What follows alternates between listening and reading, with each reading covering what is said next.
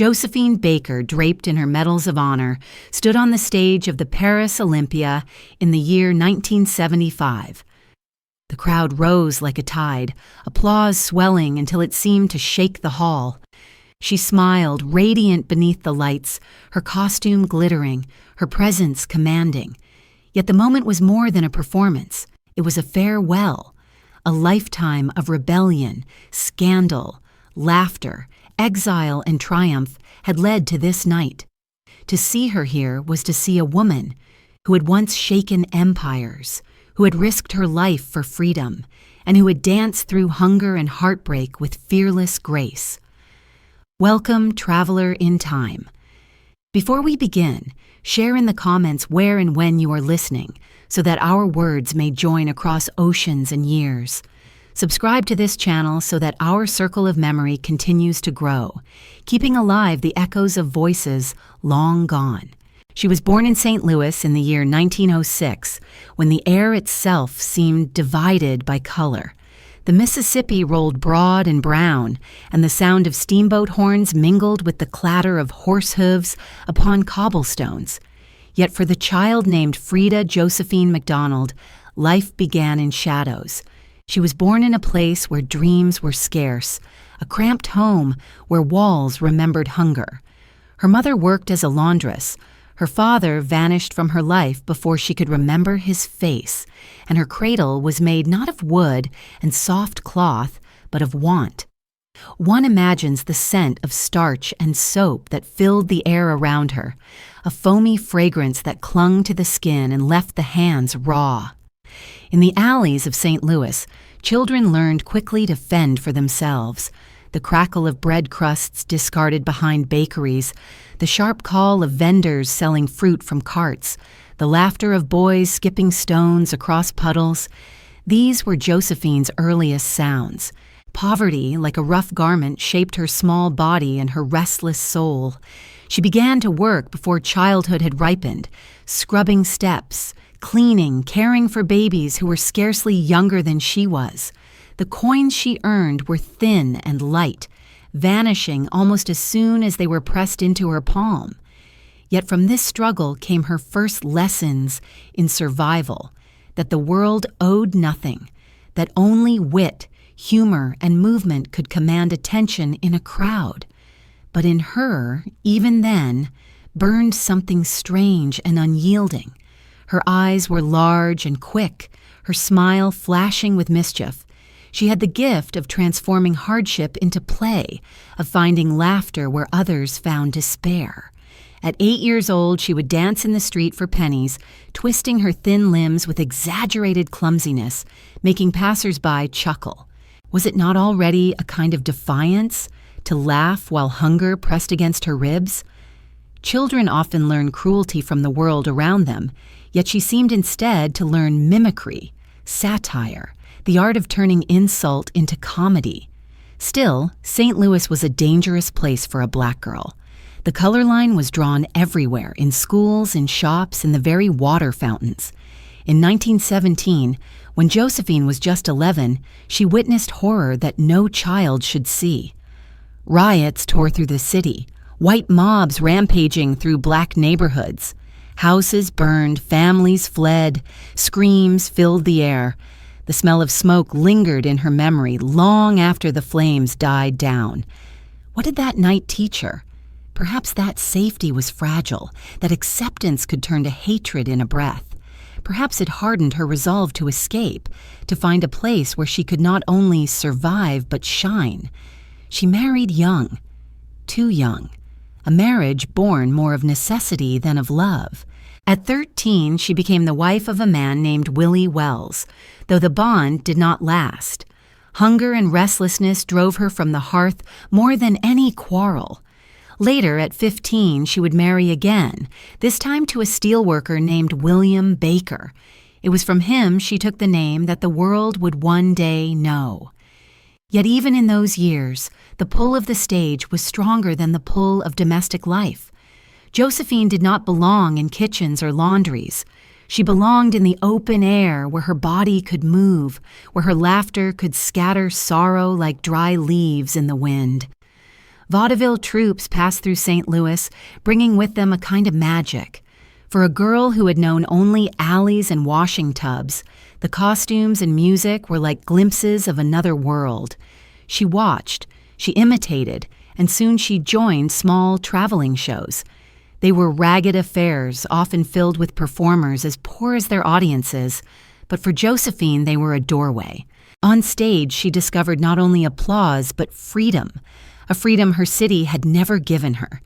She could be clumsy, she could be outrageous, she could roll her eyes and flap her arms in parody of the elegant dancers beside her, and the crowd would roar with laughter.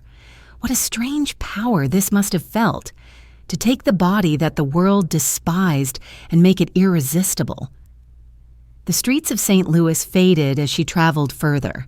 She left behind the scent of bread crusts and the sound of ragtime drifting from saloons, and with each mile she carried a growing sense that life could be larger. Did she know then that she would one day conquer Paris?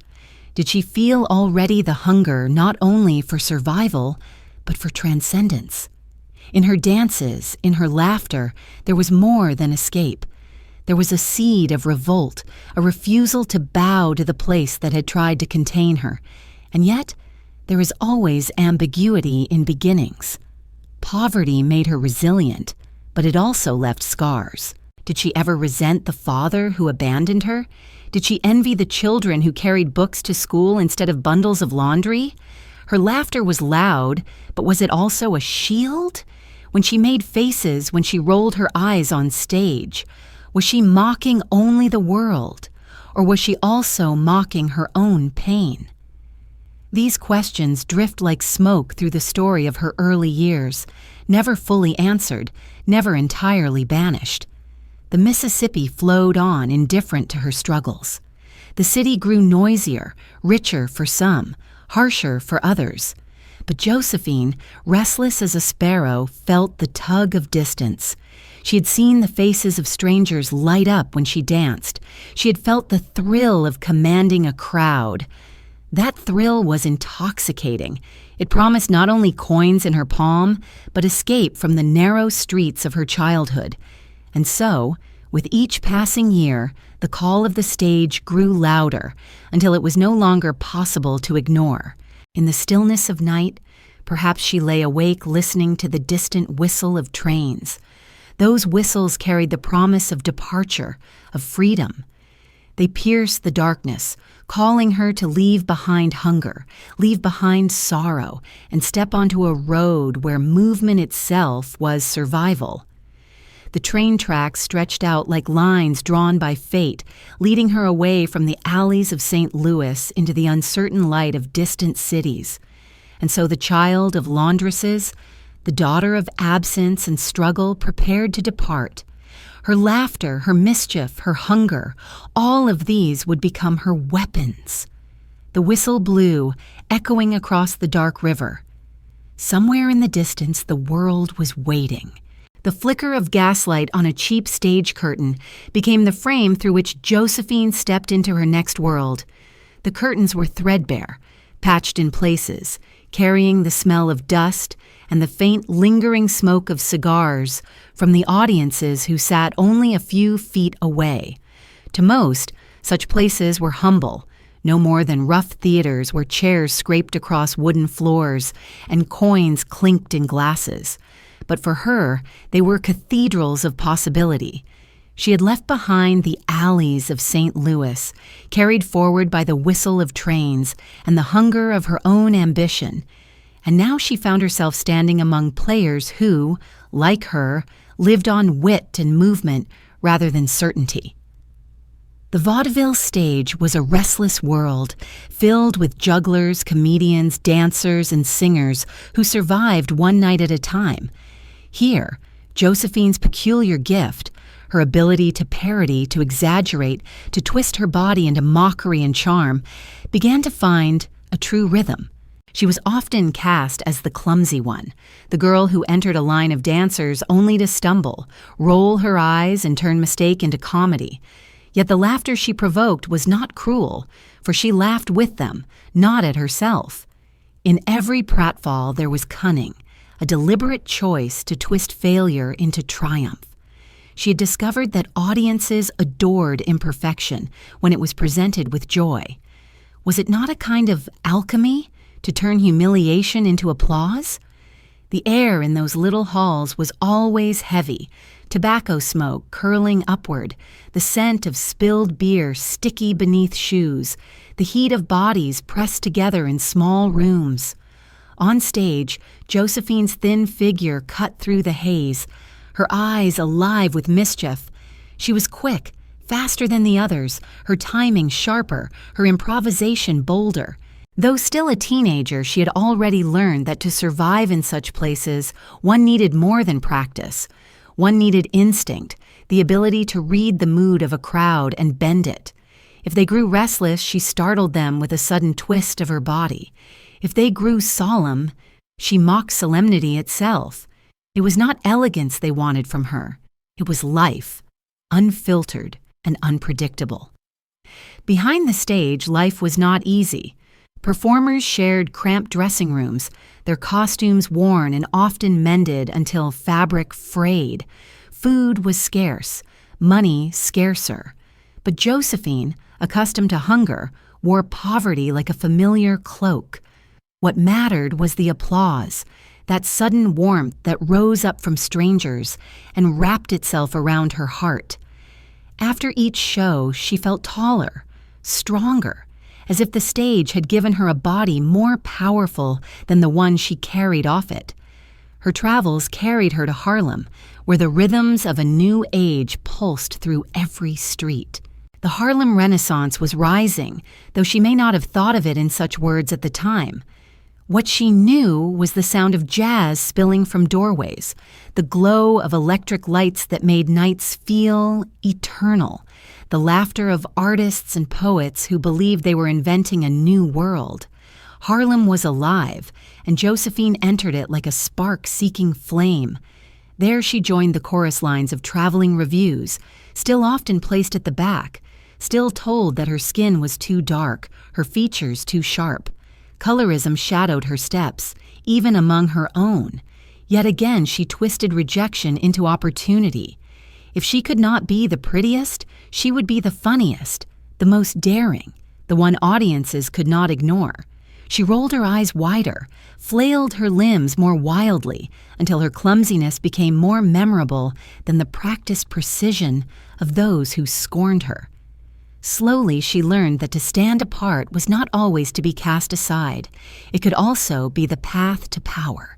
The sounds of Harlem filled her nights, trumpets crying like birds at dawn, drums echoing like footsteps in alleys, voices lifted in laughter that tasted of gin. She watched, she learned, and she began to refine her art. The satire remained, but there was now also grace. Within her ungainly mockery, she began to slip moments of real elegance, sudden flashes of rhythm that revealed the dancer she was becoming. Audiences laughed, but they also leaned forward, drawn not only to her humor, but to her undeniable magnetism. In the shadows of those theaters, she may have wondered about the shape of her future. Could the narrow stages of vaudeville contain her? Could the smoky clubs of Harlem offer more than survival? The applause grew, yet so did her restlessness. For Josephine was never content with a single measure of success. She wanted more than laughter in cramped halls. She wanted to explode boundaries, to step beyond the limits that America, with its rigid hierarchies, seemed determined to place upon her. And so she listened to rumors whispered among performers. Paris, they said, was different. Paris adored jazz. Paris hungered for the exotic. Paris opened its arms to black performers in a way that America never would. To a girl who had seen mobs burn neighborhoods in St. Louis, who had felt rejection even within the bright lights of Harlem, the promise of Paris was intoxicating. Could it be true, she must have wondered, that there was a city where she could dance freely, not as a joke, not as a parody, but as herself? Each night after performances, she may have stared into the cracked mirrors of dressing rooms, her reflection doubled by candlelight. Her costumes were worn, her pay was meager, but her eyes shone with something fierce. She could sense the horizon stretching further than the walls of Harlem. The train whistle that had carried her from St. Louis now seemed to transform into the horn of an ocean liner, promising a greater departure.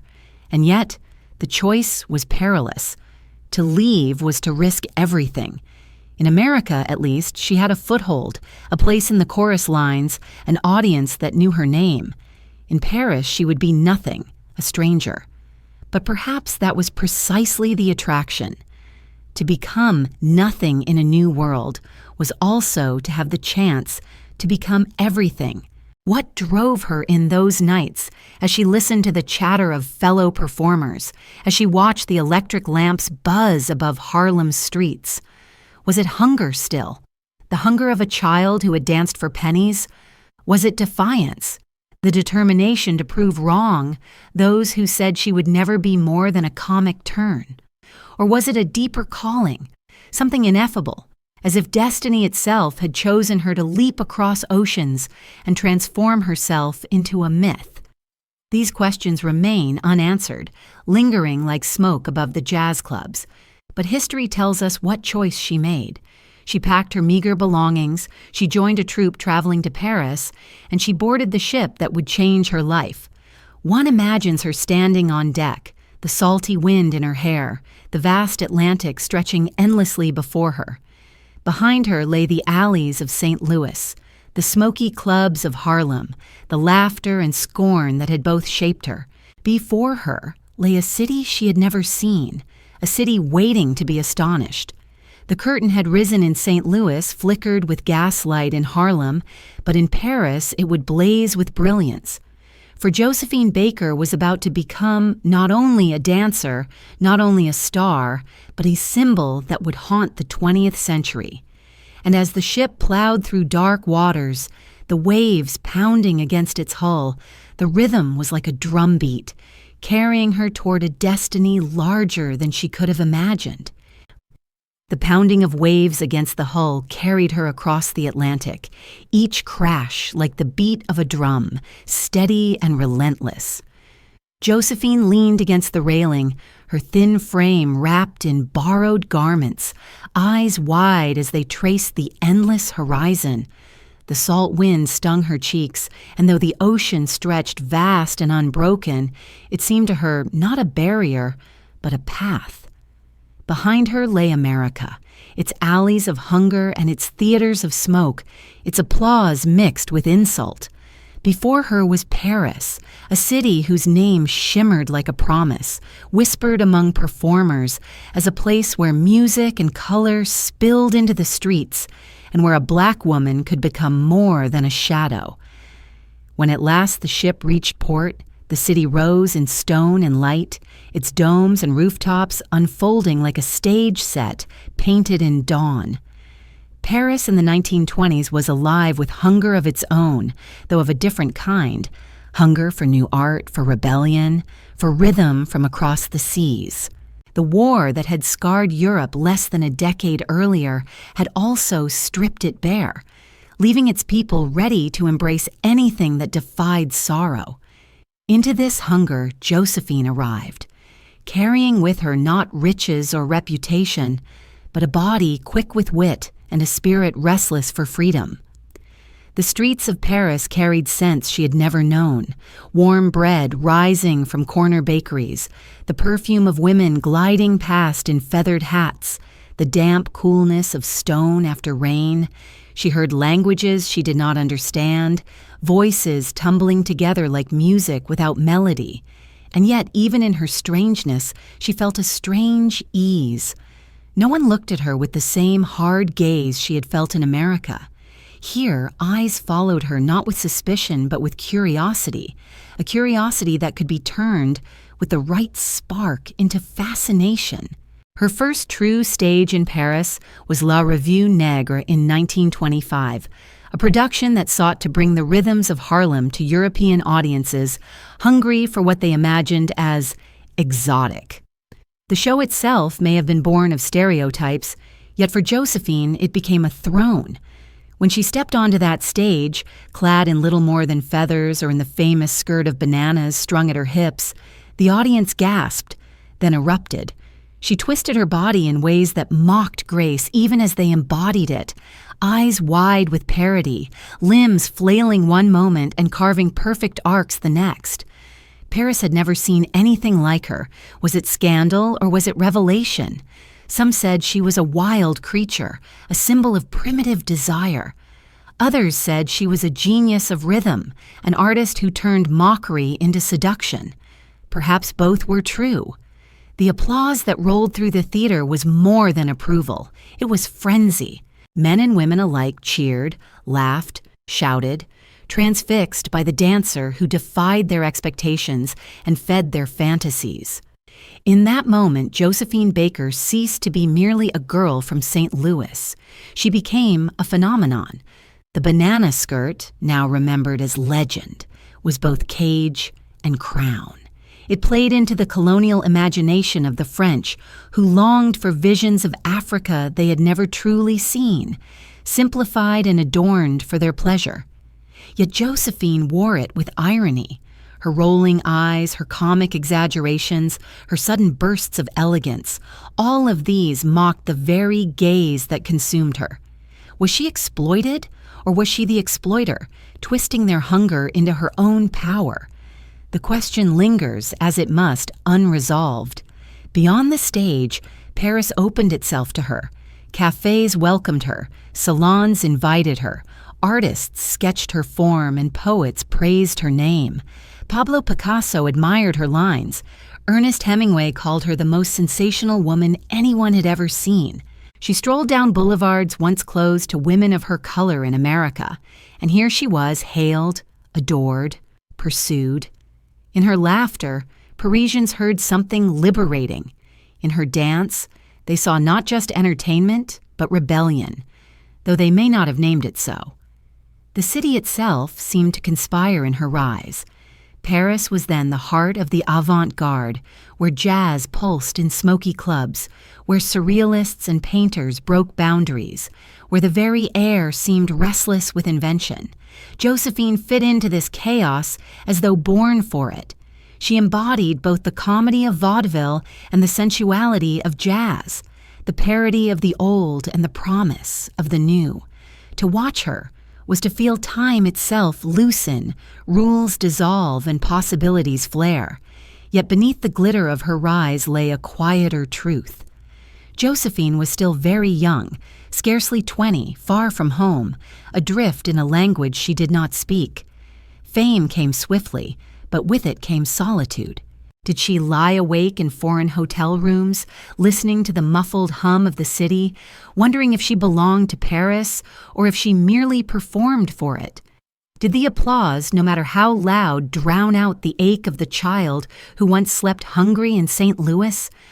Such questions hover in the spaces between photographs, between reviews written in praise and in scandal. Still, there was no denying the transformation. Each night she returned to the stage, and each night the audience surrendered. She became more daring, more playful, allowing herself to test how far she could push the boundary between parody and beauty, between mockery and desire. Her body spoke a language older than words, a language the audience could not resist. She was at once the object of their fantasies and the author of her own myth. What does it mean to defy empire with dance? Perhaps it means nothing more than turning the gaze back upon those who look, showing them not what they expect, but something stranger, sharper, more alive.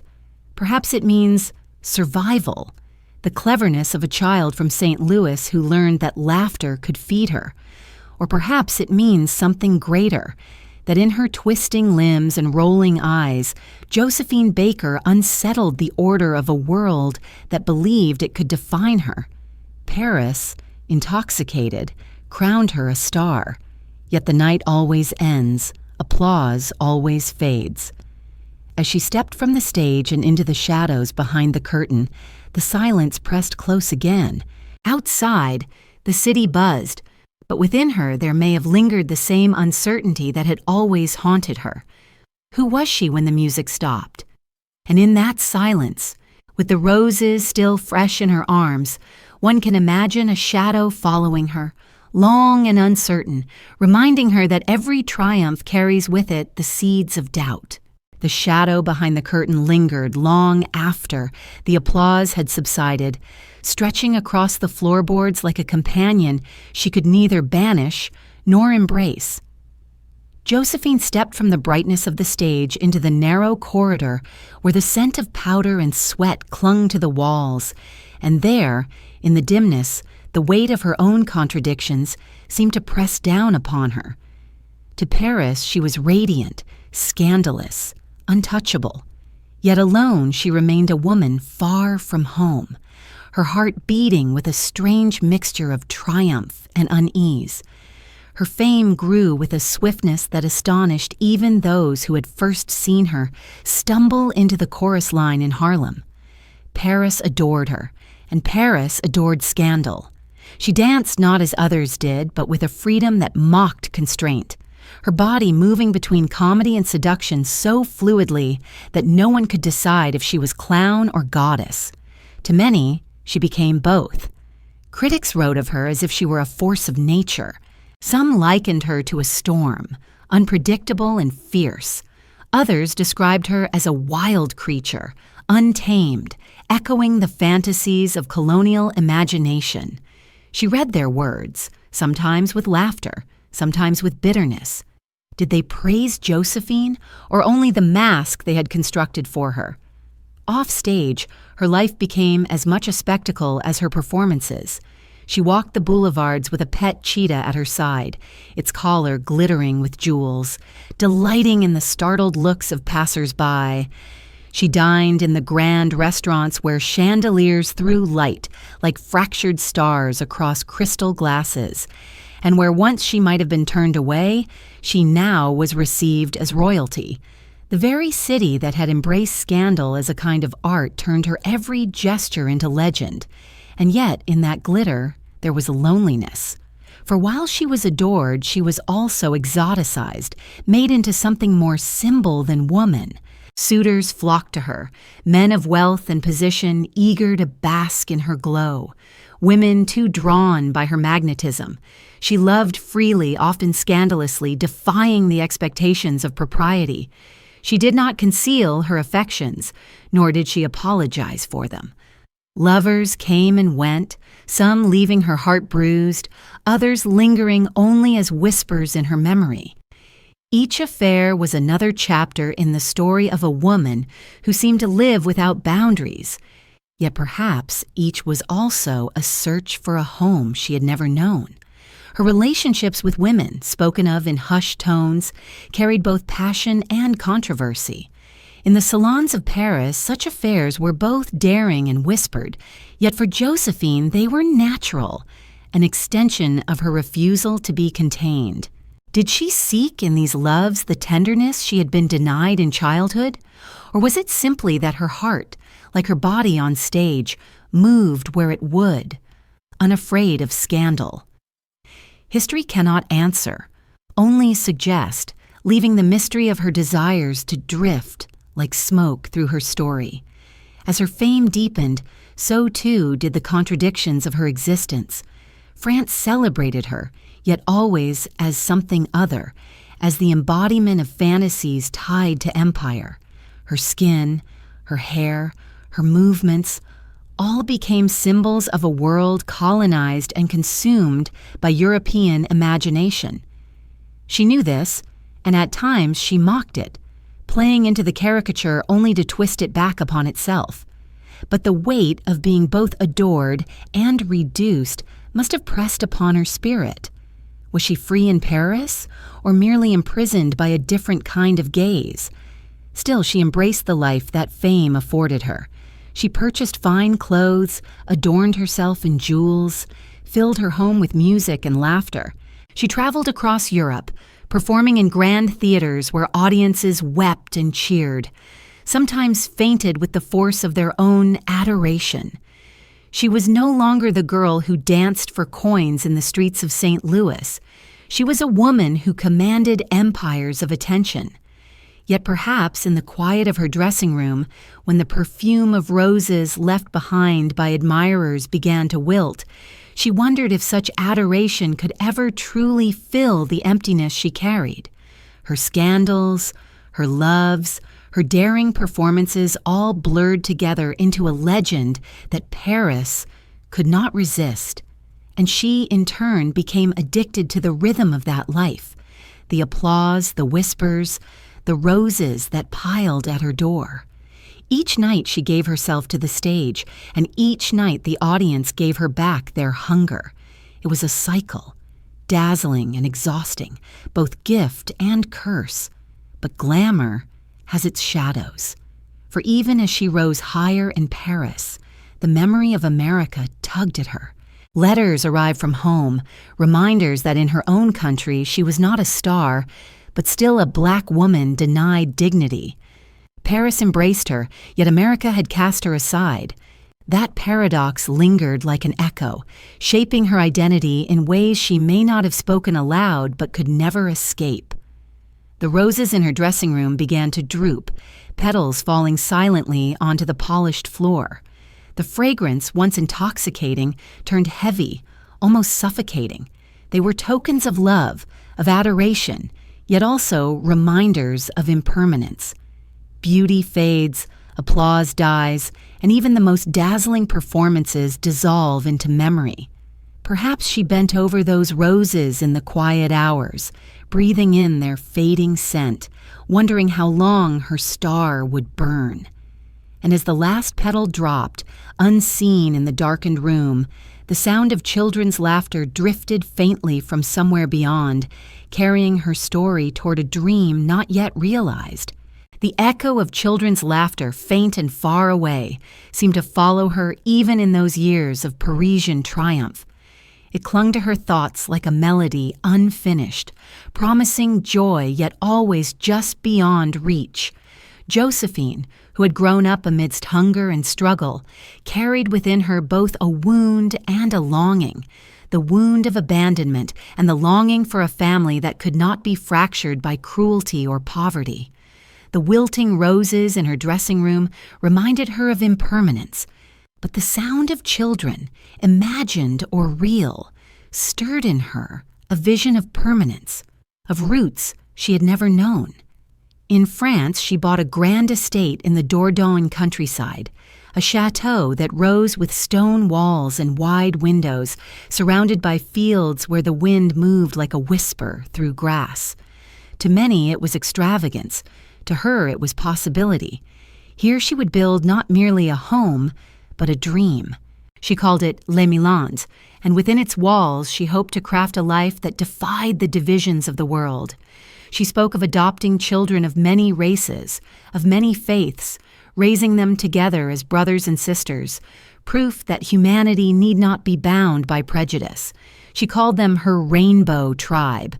The idea was beautiful, perhaps impossibly so. She adopted from Japan, from Colombia, from Finland, from France, from Israel, dark-skinned and light-skinned, Christian, Jewish, Muslim, all under one roof. She dressed them in national costumes, presented them to visitors as living proof of harmony. Guests walked through Les Milandes as though it were a museum of utopia, marveling at this bold experiment. Yet beneath the surface, questions lingered. Did these children feel like symbols more than sons and daughters? Could love born of vision truly heal the complexities of identity? Josephine's intentions were radiant, yet the shadows of human longing often slipped through the cracks. The estate became both sanctuary and stage. Tourists were welcomed, charged a fee to wander the grounds and watch the children play. To some it was inspiring, to others unsettling, a blending of idealism and spectacle. Josephine poured money into the chateau, expanding it, adorning it, filling it with music and animals, with laughter and chaos. She wanted Les Milandes to be a kingdom of love, where no child would ever feel the abandonment she had felt. But the world beyond its gates remained harsh, and bills piled high. Dreams do not pay for themselves, and even a star's income strained beneath the weight of such vision. Yet for Josephine, family was more than a dream. It was a defiance of empire and of history. She, once the daughter of poverty in segregated St. Louis, now raised a household that claimed the whole world. Was it naive, or was it prophetic? To those who visited, it seemed both at once. Some praised her courage, others whispered of eccentricity. She did not listen. She walked the gardens of Les Milandes, with children holding her hands, her laughter ringing across the fields, believing in her heart that she was proving something greater than herself. Her lovers came and went still, but the children remained, tethered to her hope. She married again, at times with passion, at times with disappointment, yet always with the determination to preserve the dream of unity. She longed for permanence, for something that fame and scandal could not erode. Perhaps in creating a family out of fragments gathered from around the world, she was trying to stitch together the broken pieces of her own soul. But harmony was not so easily achieved. The children, growing, carried questions of their own. Who were they, raised in the French countryside, their heritage displayed like banners for visitors to admire? Did they feel belonging, or did they feel like parts of a story that was not entirely their own? Josephine loved them fiercely, but love does not always silence doubt. The laughter that once echoed freely sometimes gave way to quarrels, to silence, to the ordinary struggles of life that no vision can erase. Still, Les Milandes stood as a symbol, if not always as a reality. From its towers one could see fields rolling into distance, a view that seemed eternal. Josephine would sit there, gazing outward, her body weary from performances, her spirit sustained by the sound of children at play.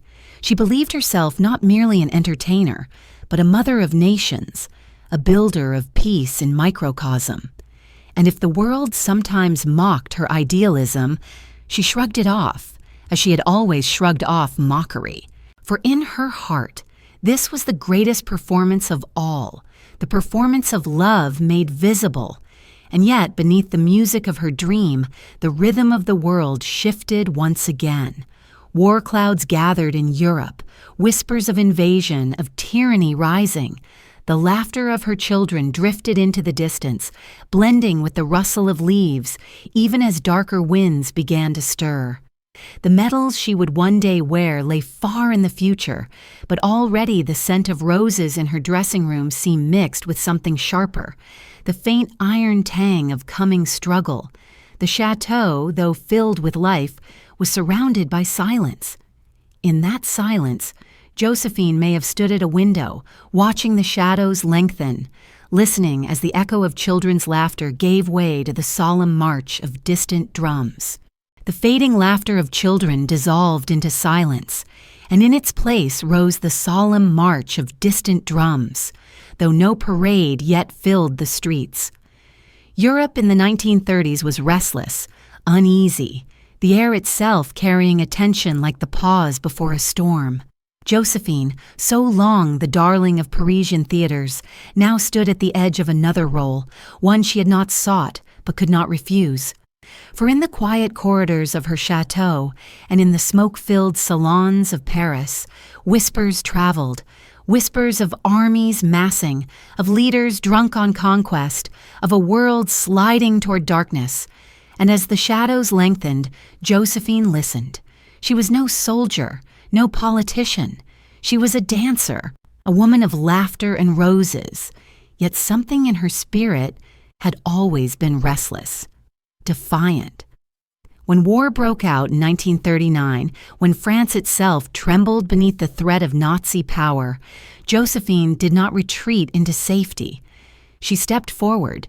She offered herself to the resistance, not as a fighter with weapons, but as a spy who could move where others could not. Her fame, once a mask of scandal and performance, became her shield. Few questioned the presence of Josephine Baker in embassies, in parties, in gatherings of diplomats and officers. Fewer still suspected that beneath her glittering gowns, she carried secrets. She hid coded messages in her sheet music, invisible to those who saw only the notes of a song.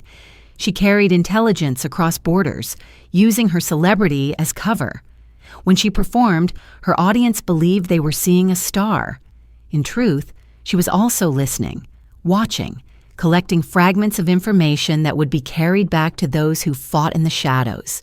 Even her banquets and parties became instruments of resistance, for men loosened their tongues over wine, never imagining that the dancer they adored was remembering every careless word. There was a strange poetry in this. The same body that once mocked and seduced on stage now became a vessel of defiance, a weapon against tyranny. Her eyes, once rolling in parody, now scanned rooms for danger. Her laughter, once meant to disarm, now concealed purpose. Was she afraid? Surely she must have been, for discovery meant imprisonment, torture, death. Yet perhaps her childhood had taught her already how to live in the shadow of danger, how to turn fear into movement. To Josephine, survival had always been a dance, and now the steps were simply more perilous. Her chateau, Les Milandes, once filled with music and children, now served the cause as well. Resistance fighters found shelter there. Documents passed through its rooms, weapons sometimes hidden beneath its floors. The dream of the Rainbow Tribe paused, suspended by necessity, as war reshaped her life once more. She traveled widely, sometimes under the pretense of illness, sometimes with the excuse of performance, always carrying with her the hidden cargo of secrets. Her fame opened doors. Her courage carried her through them. It is said that she was fearless, that she laughed even in the face of danger. But was that laughter genuine? Or was it another mask, as carefully constructed as her performances? History records her bravery, her medals of honor awarded by France after the war, but it cannot tell us the private tremors of her heart. Did she lie awake in hotel rooms, listening to footsteps in hallways, fearing the knock that might come? Did she whisper to herself in the dark, steadying her breath, reminding herself why she risked all? We cannot know. We can only imagine the weight of courage worn like a second skin. When liberation finally came, when Paris was free once more, Josephine stood not only as a star but as a decorated agent. She had served France with devotion, her adopted homeland, the nation that had crowned her when her own birth country had cast her aside. And yet, even in that triumph, the contradictions remained. She was honored by generals draped in medals, yet still she was the woman who had once been mocked as primitive, scandalous, exotic. Perhaps the war gave her another kind of power, a validation deeper than applause. For in risking her life, she had proven to herself and to history that she was more than an entertainer. She was a guardian, a fighter, a woman who had turned her body into a shield not just for herself but for others. But medals do not erase scars, and victory does not erase loss. Many friends were gone, many cities scarred, many dreams interrupted. At Les Milandes, the children returned to their play, their laughter once more filling the fields. But Josephine was changed. She had seen the face of tyranny, had felt the weight of silence and secrecy, and though she danced again, though she laughed again, there was a depth to her now that had not been there before. In photographs from those years, one can see it. The smile still dazzling, the costume still extravagant, yet in her eyes a new solemnity, a shadow behind the glitter. The war had given her honor, but it had also reminded her of impermanence, of the fragility of every vision. Roses wilt, laughter fades, children grow, empires rise and fall. What endures is not always the performance, but the courage beneath it. And so, as she stood once more on Parisian stages, the applause thunderous as ever, Josephine carried within her both triumph and weariness. She twirled beneath the lights, feathers and sequins gleaming, but behind her the echo of marching boots lingered, a memory that could not be silenced. The medals rested heavy upon her chest, symbols of valor, yet when she returned to her dressing room, she found again the silence, the scent of roses already beginning to fade. And from beyond the walls of the theater came once more the muffled sound of children, their laughter mingled now with questions that no medal, no applause, could ever fully answer. The sound of children's laughter mingled with questions, soft and insistent, lingering in the corners of her mind, even as she stood once again beneath the glow of theater lights. The war was over, the medals pinned heavy against her chest, the world reshaped, yet still wounded. For Josephine, who had risked her life in the silence of coded notes and the peril of espionage, the stage no longer held only comedy and scandal. It now carried memory, duty, and a solemn pride. France had embraced her not only as a star, but as a heroine. Yet across the ocean, in the country of her birth, another story awaited, one harsher, one unresolved. She returned to America in the late 1940s, a woman transformed by war, honored in France, celebrated across Europe. She expected perhaps a recognition at last from her homeland, a welcome that had long been denied. But America was not Paris, and its soil was still marked by segregation, by laws that divided water fountains, hotels, and even applause. To the audiences of New York and beyond, Josephine was a name known, a star rumored, a figure of fascination. Yet when she arrived, she found doors closed, hotels refusing her entry, restaurants denying her service. It must have been a cruel irony. The same woman who had dined with generals, who had stood as a decorated member of the resistance, was told in her own land that she could not sit at a table because of the color of her skin. The sting of such rejection was sharper than any critic's words, for it was not directed at her art, but at her being. One can imagine her walking through hotel lobbies, her gowns trailing silk, her medals concealed beneath fabric, her dignity unbowed, but her heart pierced by the coldness of the stairs. On stage, she performed with the brilliance that had conquered Paris, her dances still radiant, her humor still sharp. Yet she could not ignore the hostility that simmered beyond the footlights. Some audiences adored her, drawn to the legend they had heard whispered from Europe. Others resisted, their applause grudging, their gazes hard. She was celebrated as a novelty, as an exotic attraction, but seldom as an equal. And Josephine, who had tasted the freedom of Paris, refused to accept such treatment in silence. She began to speak openly of injustice, refusing to perform for segregated audiences. Promoters hesitated, contracts faltered, but she would not yield. To her, every stage was not only a platform for art, but for defiance. Her body, once the vessel of parody and seduction, now became the vessel of protest. Was this not the natural extension of her life, a continuation of the courage that had carried her through the war? Yet in America, it was dangerous.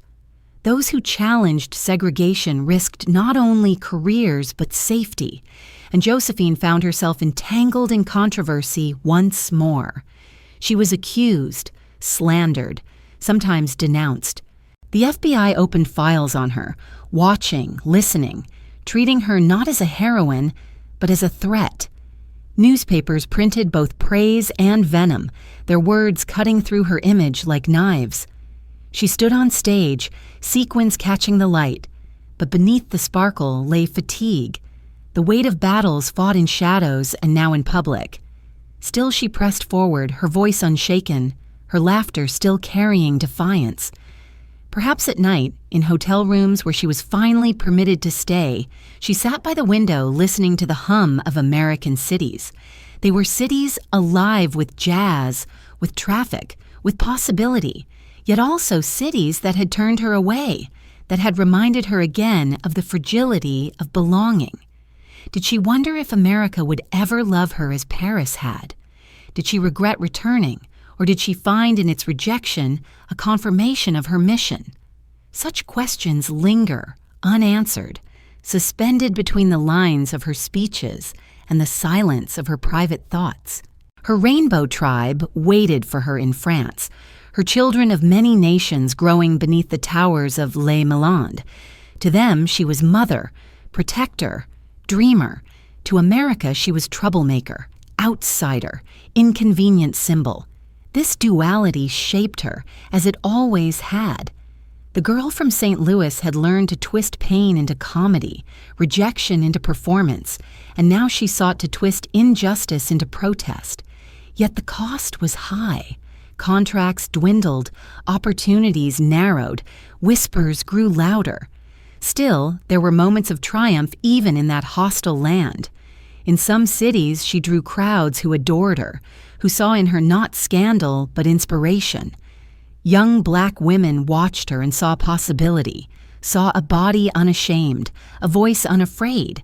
They saw, perhaps, a path through the walls that hemmed them in.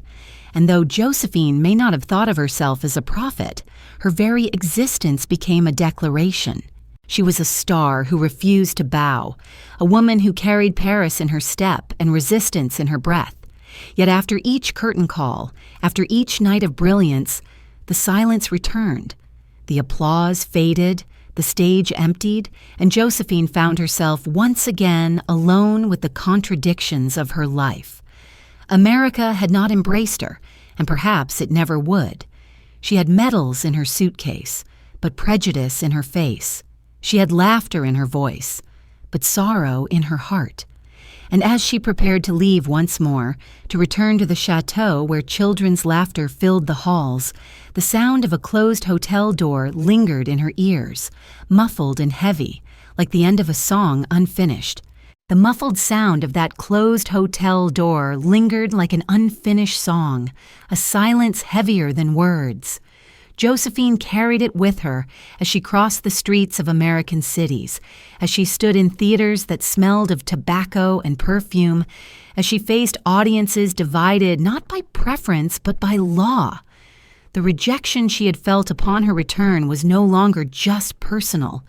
It was a wound shared by millions, carved into every seat marked colored, every entrance labeled for whites only. And Josephine, who had known the applause of Paris and the honors of generals, could not bear to step onto a stage built on such cruelty. She began to demand that her performances be open to all.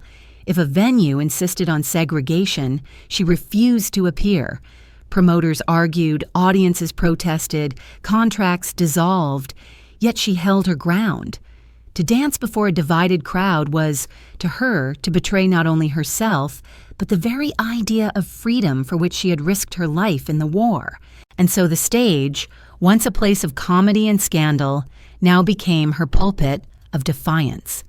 The sequins still glittered, the feathers still shimmered, but behind them stood a will unbending. The American press did not always take kindly to this. Some labeled her difficult, others dismissed her as a foreigner, meddling in domestic affairs, as though her birthplace in St. Louis had been erased by her years abroad. There were those who whispered of her affairs, her extravagance, her supposed instability, eager to tarnish her resolve with scandal. Yet none of this silenced her. She had long ago learned that scandal could be turned to power, that laughter could be turned against those who sought to mock her. Now she turned resistance itself into performance, a dance that was no longer about seduction but about justice. In 1951, she stood at the Copa City nightclub in Miami and declared she would not perform unless the audience was integrated. The club relented, and for the first time, black and white patrons sat side by side.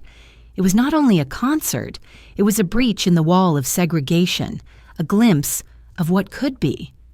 That night, as she twirled beneath the lights, her body shimmering in motion, it was not just art but protest, not just rhythm but a demand for recognition. The applause that followed was thunderous, but it carried a different weight, a weight of history shifting, however slightly. Still, the path was not smooth. The FBI kept files on her, watching her movements, branding her a threat. Her associations with activists, her outspoken criticism of injustice, her very refusal to remain silent, all made her dangerous in the eyes of those who feared change. In 1951, she was even accused of communism, her visa revoked, her reputation slandered. America, which had denied her dignity as a child, now denied her right to speak as a woman. She returned to France with sorrow, yet also with renewed clarity. Her battle was not only for stages and applause, but for the soul of her birth country. And yet, despite the hostility, she never abandoned America entirely. When the civil rights movement gathered force in the 1960s, Josephine lent her name, her voice, her presence. She marched, she spoke, she stood alongside leaders who dreamed of justice. Her fame, so long a spectacle, became a banner. She had always lived in defiance of boundaries, between comedy and beauty, between scandal and reverence, between nations. And now she defied the greatest boundary of all, the line that divided human beings by color. Perhaps at night, after such battles, she sat in silence once again, remembering the muffled door of that hotel, the coldness of those refusals. Yet now the silence was different. It was not the silence of exclusion, but the silence that follows courage, the pause between steps of a dance that reshapes the floor beneath it. She had turned her art into protest, her body into a demand, her laughter into a weapon. But every act of defiance carried cost. Contracts dwindled, debts mounted. The chateau consumed more money than it produced.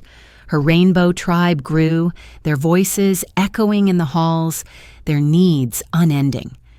Josephine poured herself into them, determined to keep her vision alive even as creditors circled. She believed still in the dream of unity, even as the world outside seemed determined to fracture. And when she returned to the stage, when she sang beneath the spotlights, her voice carried not only glamour but grief, not only rhythm, but the sound of doors slamming and doors opening. The silence of the hotel door still lingered in her memory, yet now it was accompanied by another sound, the murmur of crowds shifting uneasily, the rustle of barriers being moved, the distant but certain rumble of change. America might not have embraced her fully, but it could not erase her. She had left her mark, written not in ink but in motion, in laughter, in defiance, that glittered even in darkness. And when she left the stage at the end of each night, leaving behind the microphone resting on an empty stage, the silence was no longer heavy with rejection. It was heavy with expectation, the hush before the next act of courage, the pause before the next declaration. The microphone left standing on an empty stage, its thin metal stem catching a faint reflection of the spotlight, lingered in her memory like an unfinished conversation. That silence, that expectant pause, would find its answer years later on another stage, though this one was not framed by curtains or chandeliers, but by open sky and the weight of history. In August of 1963, before the steps of the Lincoln Memorial, Josephine Baker stood dressed not in sequins or feathers, but in the uniform of her adopted homeland, medals gleaming against her chest. The March on Washington was no theater, yet it carried the energy of a performance that belonged not to one, but to thousands.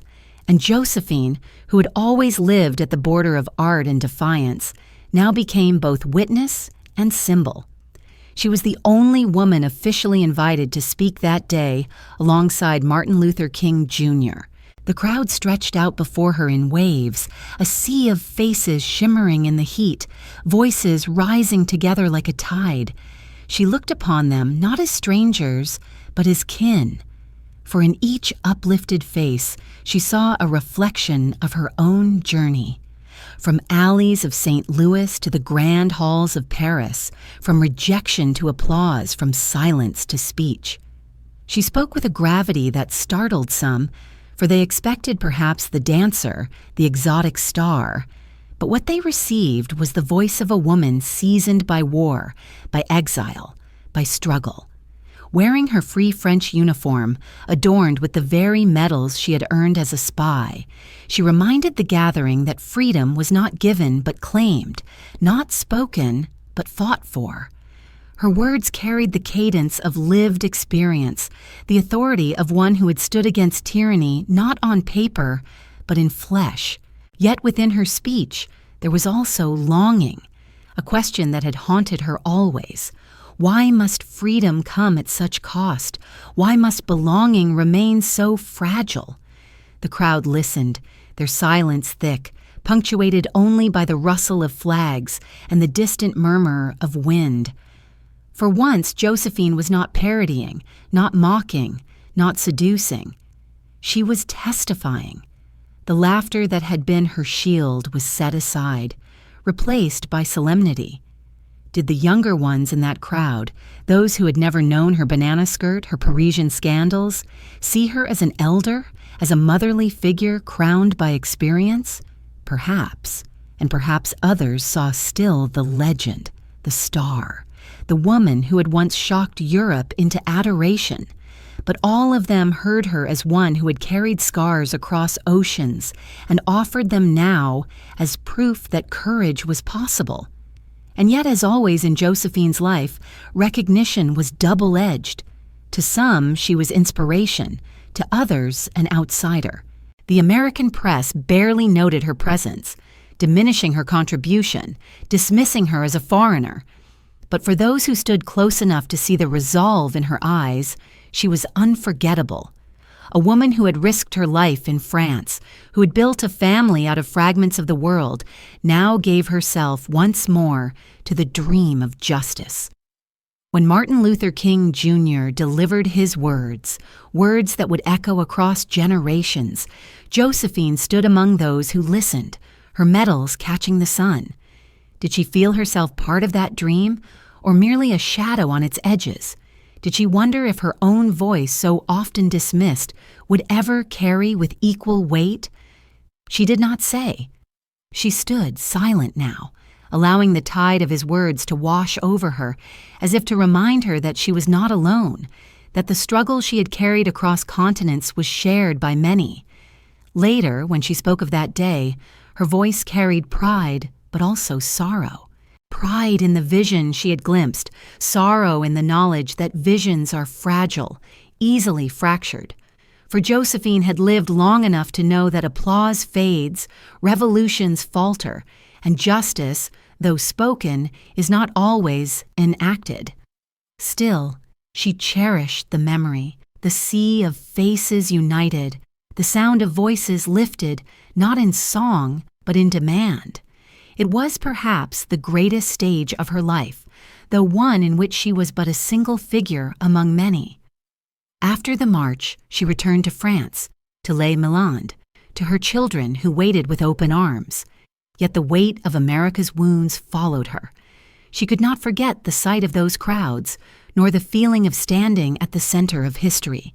She had always lived between worlds, between St. Louis and Paris, between scandal and reverence, between art and activism, and now she carried yet another duality, the joy of having spoken truth and the ache of knowing how far there was still to go. In quiet moments at the chateau, perhaps she walked its halls at night, her footsteps echoing against stone, remembering the sound of the Lincoln Memorial steps beneath her feet. The applause of Paris was different from the silence of that crowd, but both lingered in her memory like two halves of a song never fully joined. She looked upon her rainbow tribe and wondered what world they would inherit, whether her dream of unity, lived out in microcosm, could one day expand into the wider world. But dreams, however luminous, do not shield one from hardship. The chateau strained her finances, creditors pressed at the gates, and though she had stood before a crowd of thousands, though she had worn her medals beneath the American sun, she still found herself wrestling with debts, with disappointments, with loneliness.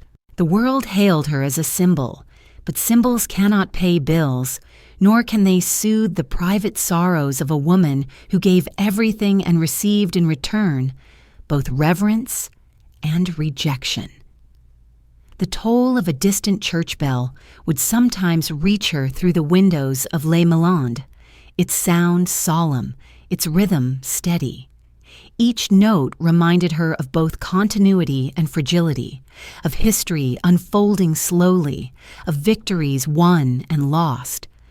Perhaps she paused at such sounds, remembering the voices of that Washington crowd, remembering her own voice carried on the wind. The bell tolled, marking time, and she stood still, wondering if time itself would remember her not as scandal, not as star, but as witness, as fighter, as dreamer. And then she would turn away from the window, from the memory, from the tolling bell, back to the laughter of her children, back to the fragile dream she still tended, even as the weight of the world pressed upon her. The toll of the distant church bell faded into silence, its last vibration lingering like breath upon cold air. Josephine turned from the sound and back toward the living pulse of Les Milandes, where the laughter of her children echoed in the halls, where their footsteps scampered across polished floors. Yet beneath that laughter ran another rhythm, one she could not silence, the steady, insistent counting of debts, the whisper of creditors, the slow unraveling of a dream stretched beyond its limits. The chateau had always been more than a home. It was a stage of its own, where Josephine performed her vision of unity, her rainbow tribe presented as a living testimony that people of every race and faith could dwell together as family.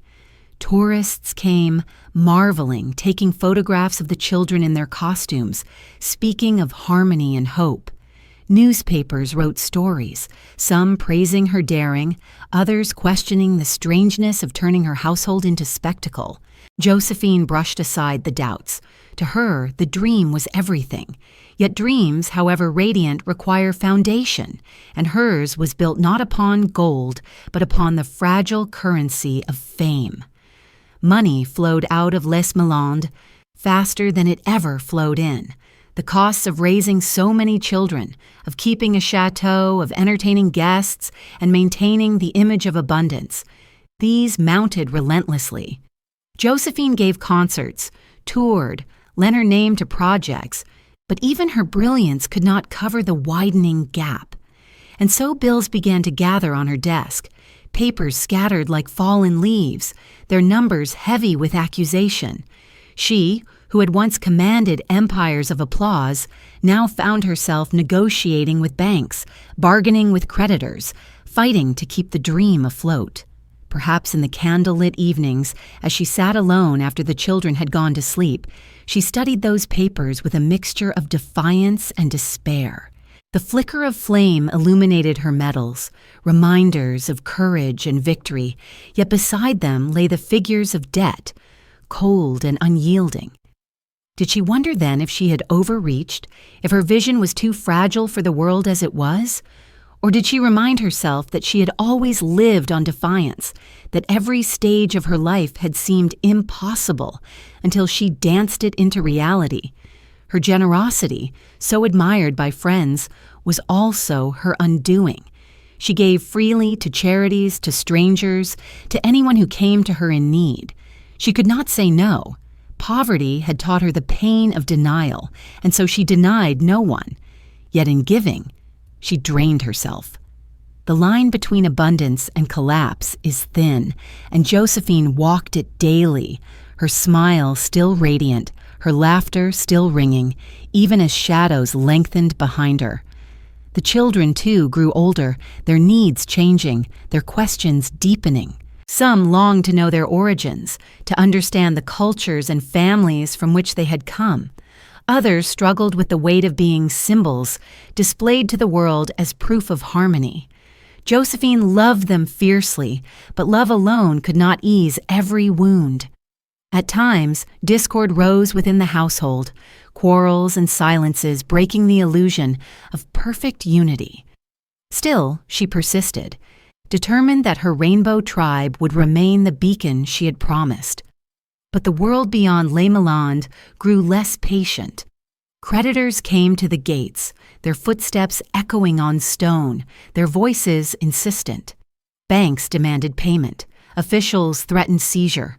The dream teetered on collapse, and Josephine, who had faced mobs in St. Louis, who had defied segregation in America, who had carried secrets across borders in wartime, now faced an enemy less visible but just as relentless. The arithmetic of debt, the coldness of financial law. She tried to resist touring once more, taking engagements, standing beneath lights that once adored her. Yet she was no longer young, her body weary, her spirit stretched. Audiences still cheered, but the world of entertainment had shifted, new stars rising, new rhythms capturing attention. Josephine remained beloved, but not as she had once been. The income dwindled even as expenses grew. It was as though time itself was conspiring to remind her of impermanence. One evening, as she returned from a performance, she may have entered her dressing room to find roses waiting, their fragrance sweet, their petals lush. She bent to inhale their scent, remembering the countless nights when roses had symbolized triumph. Yet now, even in their beauty, she smelled something else, the inevitability of fading, the certainty of wilt. She placed them gently on her desk beside the unpaid bills, the juxtaposition too stark to ignore. Beauty and burden, applause and collapse, dream and disillusion. And yet, even in the face of ruin, she did not yield her laughter. Those who visited her in those years spoke of her charm undiminished, her warmth still radiant. She joked, she entertained, she welcomed. If sorrow pressed upon her, she carried it with grace, allowing only glimpses of her weariness to show. Perhaps she knew that to surrender her laughter was to surrender herself, and Josephine Baker had never surrendered. Still, the toll of the church bell lingered in her ears, each strike a reminder of time passing, of futures uncertain. She walked the halls of Les Milandes at night, hearing the distant wind rustling through the fields, listening for the laughter of her children. It was still there, but it was mixed now with questions, with unease, with the knowledge that even this sanctuary might not endure. And when she paused at the great iron gate of her estate, she could almost hear the slam of its closing, a sound that would one day come, final and unyielding, as creditors moved to claim what she had built. For now, the gate still stood open, but the shadow of its closing stretched across her path. The echo of the looming iron gate haunted her steps, each creak of its hinges a reminder that doors, once open to welcome, could also close to exclude. In the mid-1960s, that sound became reality, no longer an imagined threat, but a harsh act carried out by men with papers in their hands and authority in their voices. Les Milandes, her dream carved into stone and laughter, was seized. The creditors she had defied with charm and delay came at last to claim what her debts had promised them. And so Josephine Baker, who had filled the halls with children of every color, who had poured her soul into proving unity, found herself standing outside the walls of her own home, the iron gate slamming behind her. It was humiliation, and it was heartbreak.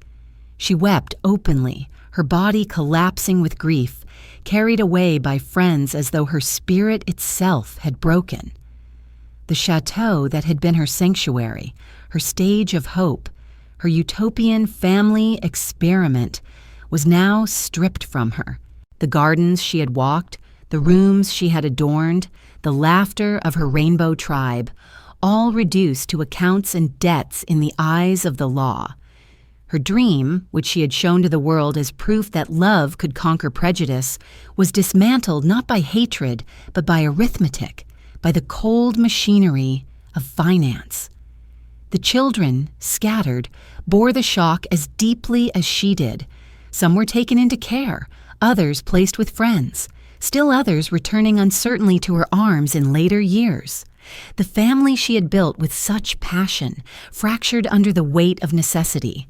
For Josephine, who had sworn never to abandon as she had once been abandoned, it was an unbearable sorrow. Did she blame herself? Did she curse the cruelty of a world that demanded payment for dreams? Perhaps both, perhaps neither. Silence cannot tell us the answers, only the images. Josephine weeping outside her home, roses at her feet trampled in the dust, the laughter of children replaced by emptiness. Friends rallied around her. Some raised money, others offered shelter, yet nothing could erase the wound of being expelled from her own vision. She had faced mobs, faced spies, faced the sneers of prejudice, but this was different. It was not anger that had undone her, not hatred, but indifference. Indifference to her dream, indifference to her love. Paper and coin had defeated her where armies had not, and that truth must have cut deeper than any insult. For a time, Josephine was adrift.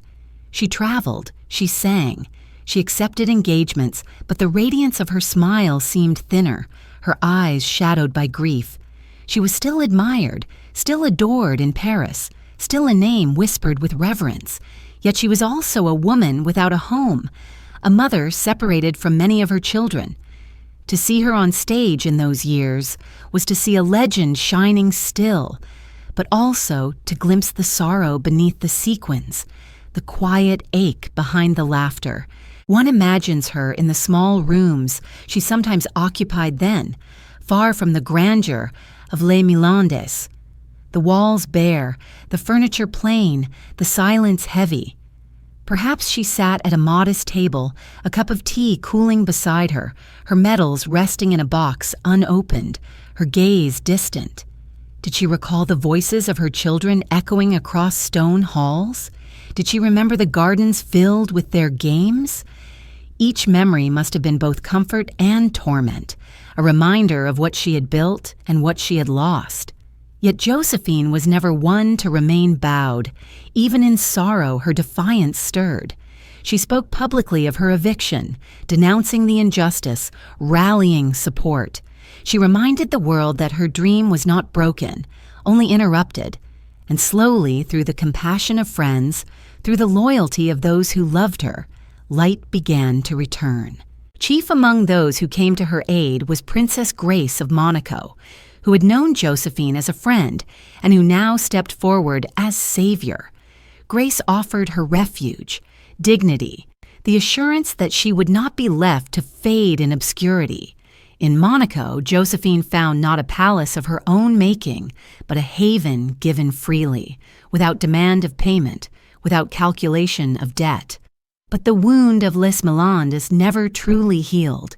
Even as she smiled once more, even as she sang again, she carried within her the memory of that gate closing, of the papers signed, of the children scattered. It lingered in her laughter, in her silences, in the shadows behind her eyes. For Josephine, whose life had always been a performance of defiance, this was a defeat that could not be undone. And yet perhaps it also gave her something new, humility. Resilience tempered not only by triumph, but by loss. She had always been larger than life, a star who bent the gaze of empires. Now she was also a woman who had been broken, who had felt the coldness of indifference, who had learned again how fragile dreams could be. In that fragility, perhaps, there was a truth more enduring than glory.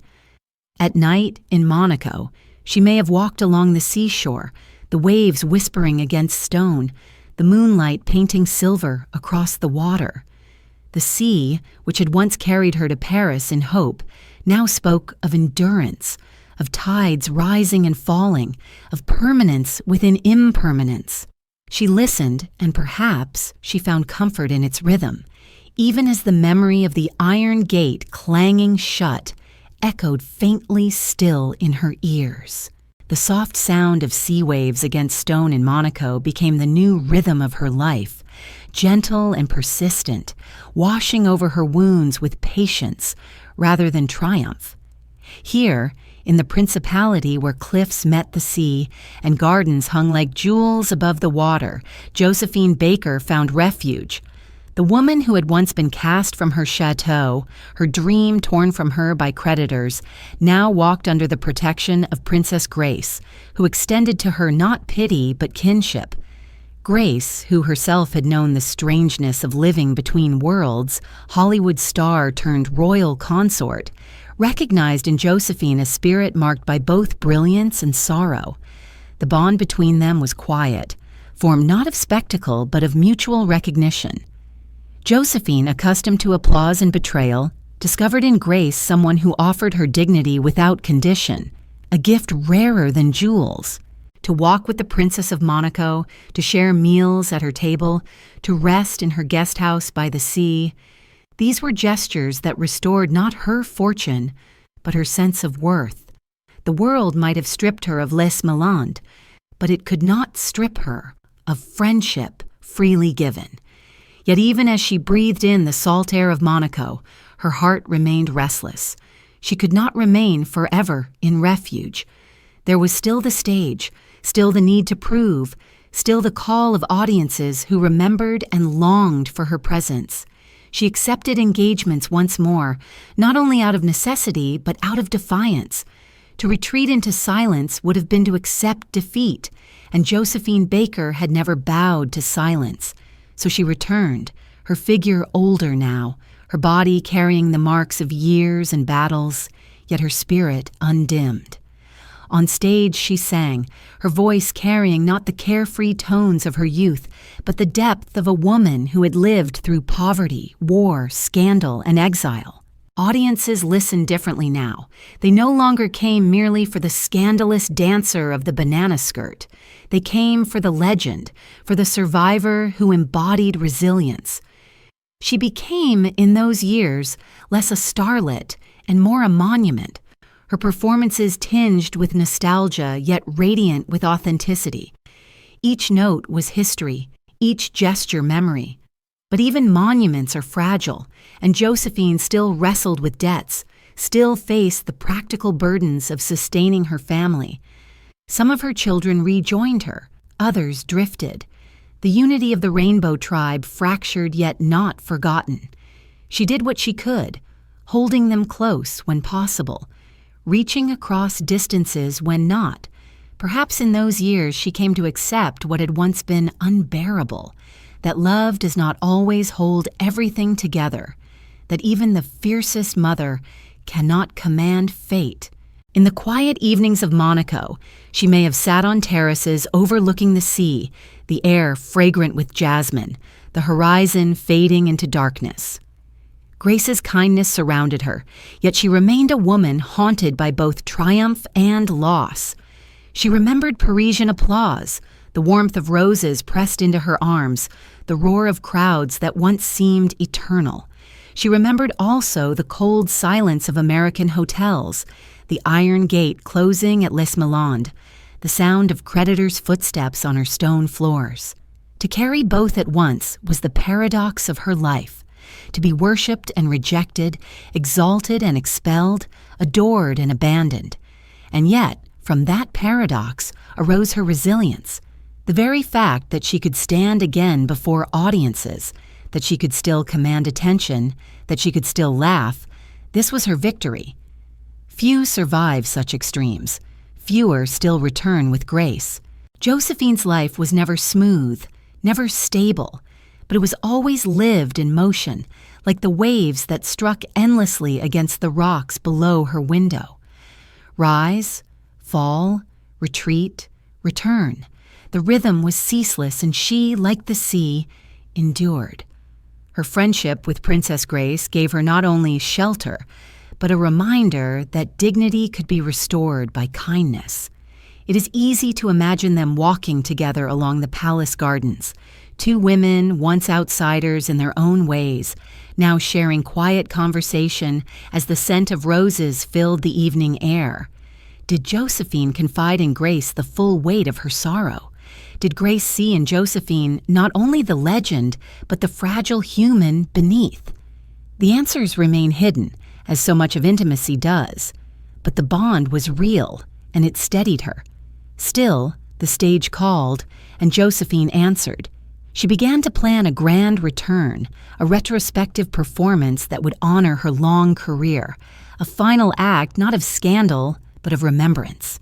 It would be her chance to tell her story in her own way, to show the world that she was not merely the exotic dancer of the 1920s, but a woman who had lived history, who had defied empire, who had embraced unity even at great cost. The waves against stone continued their patient rhythm, whispering of endings and beginnings, of permanence in impermanence. And Josephine, standing once more in her gowns, her medals shining, her laughter still defiant, prepared to turn memory itself into performance. The sea's whispering rhythm against the stone walls of Monaco followed her like a breath of fate, steady and unrelenting, and it seemed to speak of both endings and beginnings. Josephine Baker listened, and within that sound she heard not only the memory of what she had lost, but also the call to rise once more. Time had worn her body, lined her face, yet her spirit remained restless, unwilling to settle into quiet exile. She had been star, soldier, mother, exile, and scandal. Now, in the autumn of her life, she prepared to gather all these selves together and present them to the world in one final luminous performance. Paris was waiting. The city that had first crowned her in the riotous years of the 1920s, the city that had carried her through triumph and war, was ready to embrace her once again. The retrospective show was planned as a celebration, a weaving together of her long journey, the comic dances that had shocked audiences, the elegant songs that had followed, the memories of wartime courage, the symbols of her rainbow tribe. It was not merely entertainment. It was testimony, a reckoning of a life that had defied categories. The preparations consumed her. Costumes were chosen, sets designed, musicians gathered. Friends rallied to her side, sensing the weight of the moment. For Josephine, it was more than a performance. It was vindication. She would stand once again in the city that had made her, not as an object of scandal, not as an exile chased by creditors, but as herself, whole and unrepentant. Each rehearsal carried with it the scent of nostalgia, the rustle of old fabric, the rhythm of remembered steps. Her body was older, slower, yet when the music rose, something within her leapt free, as though time itself had bowed to her will. In April of 1975, the curtains lifted at the Bobigno Theater, and Josephine appeared in splendor. She wore shimmering gowns, her medals pinned proudly, her smile radiant with both mischief and solemnity. The audience gasped, then roared, not merely with delight, but with recognition. They were not seeing only a dancer, they were seeing history embodied. Here was the woman who had once danced in a banana skirt, who had spied for the resistance, who had marched beside Martin Luther King Jr., who had defied empires and debts and despair. Here she was, still laughing, still singing, still dazzling, as though refusing to yield to time itself. The crowd was filled with faces of power and fame, princes, princesses, artists, statesmen, all gathered to honor her. They had come not only for spectacle, but for homage. To watch Josephine was to remember an era, to see a living link to the turbulence of the century. She moved across the stage with the grace of memory rather than of youth, yet every gesture carried weight. Her laughter, her parody, her satire, all were now tinged with reverence, for the audience no longer mocked her, but cherished her. The scandalous dancer had become a legend, and yet behind the brilliance, fragility lingered. Her body bore the strain of years, her heart carried the scars of loss. As she sang, perhaps she felt a tremor in her chest, a reminder that flesh cannot forever match the demands of spirit. But Josephine had never been one to show weakness. She gave all she had, pouring herself into each note, each movement, as though determined that if this were her last stage, it would be unforgettable. The applause thundered, wave after wave, crashing upon her, drowning her in warmth. Roses piled at her feet, their fragrance rising thick in the air, their petals bright against the stage floor. The audience rose in ovation, a sea of faces lifted toward her, their voices cheering as though to hold her aloft. For a moment, the years melted away. She was once again the girl from St. Louis who had turned clumsiness into comedy. Once again, the scandalous star of Paris. Once again, the spy hiding secrets in her music. Once again, the mother walking the gardens of Les Milandes. She was all of them at once, and the applause told her she was not forgotten, not abandoned. When she stepped off the stage, roses in her arms, her smile luminous, there may have been a flicker of awareness that this was the summit, the final crest before descent. Yet if she sensed it, she gave no sign. She had lived always, as though tomorrow could be bent by courage, and so she carried the flowers, inhaled their fragrance, and allowed the ovation to follow her into the quiet corridors, backstage. There the silence was heavy once more, as it had always been when the applause faded. The rustle of roses, the faint echo of the ovation, the murmur of distant voices, all lingered in the air, and within that silence lay a question, as unresolved as ever. Had she triumphed, or had she only delayed the inevitable fading? Did the retrospective confirm her greatness, or did it only mark the closing of a circle? Outside, Paris glittered with nightlights, the Seine flowing dark and reflective, the city alive with memory and desire. Within her dressing room, Josephine may have sat surrounded by roses, the perfume thick, the petals already beginning to loosen and fall. She had triumphed, yes, but triumph itself can be fragile, fleeting as the bloom of flowers. She knew this better than anyone. And yet, she smiled still, for fragility had never frightened her. To shine, even for a moment, was enough. And as she rested, the gentle echo of waves against stone seemed to return, as though Monaco's shore had followed her here, whispering of endings that approach softly, like the tide. The whisper of the tide, soft and persistent, seemed to follow her even as she left the stage of Paris, carrying her roses into the quiet chambers of her final days. The retrospective had been triumph, a crown placed gently upon her brow by a city that had once both mocked and adored her. Yet triumph has its weight, and Josephine, radiant in sequins and medals, carried not only applause but the strain of years. Her body, so long a vessel of defiance, now bore the tremors of exhaustion. The tide that had lifted her seemed also to pull her toward stillness. She returned to her modest apartment in Paris, its rooms filled with flowers, telegrams, and notes of praise. Friends visited, marveling at her energy, her laughter, her refusal to fade. They spoke of her as if she had been reborn, as though the retrospective had erased hardship and restored her youth. Josephine, smiling, allowed them their joy. But when the voices quieted and night fell, she was left alone with the silence of walls, the hum of the city outside, the rustle of petals falling from roses. Her body ached. She felt within herself a heaviness, a shadow that even laughter could not banish. On April 10, 1975, just days after her triumphant performance, she collapsed in her bed. The world outside continued with its ordinary rhythms, footsteps on cobblestones, the distant sound of traffic, the toll of church bells. Yet within her apartment time seemed to stop. She was taken to a hospital, doctors rushing, friends gathering with anxious hearts. The woman who had once defied empire, who had danced through hunger and war, now lay motionless beneath white sheets, her medals resting quietly on a table nearby. The applause of Paris still echoed in memory, but her body could no longer answer its call. News spread swiftly. Paris reeled. The world that had only just celebrated her now faced the unthinkable, that Josephine Baker, the eternal dancer, the scandalous star, the defiant spy, might be gone.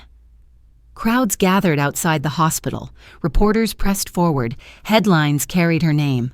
For a moment, it seemed as if the city itself held its breath. The lights of the theaters burned on, but the stage felt empty. The Seine flowed as always, but its surface seemed subdued, as though reflecting sorrow. Friends came to her side. Princess Grace, loyal as ever, stood among them, her presence a steadying hand. Admirers, politicians, fellow artists, all waited, hoping for a miracle.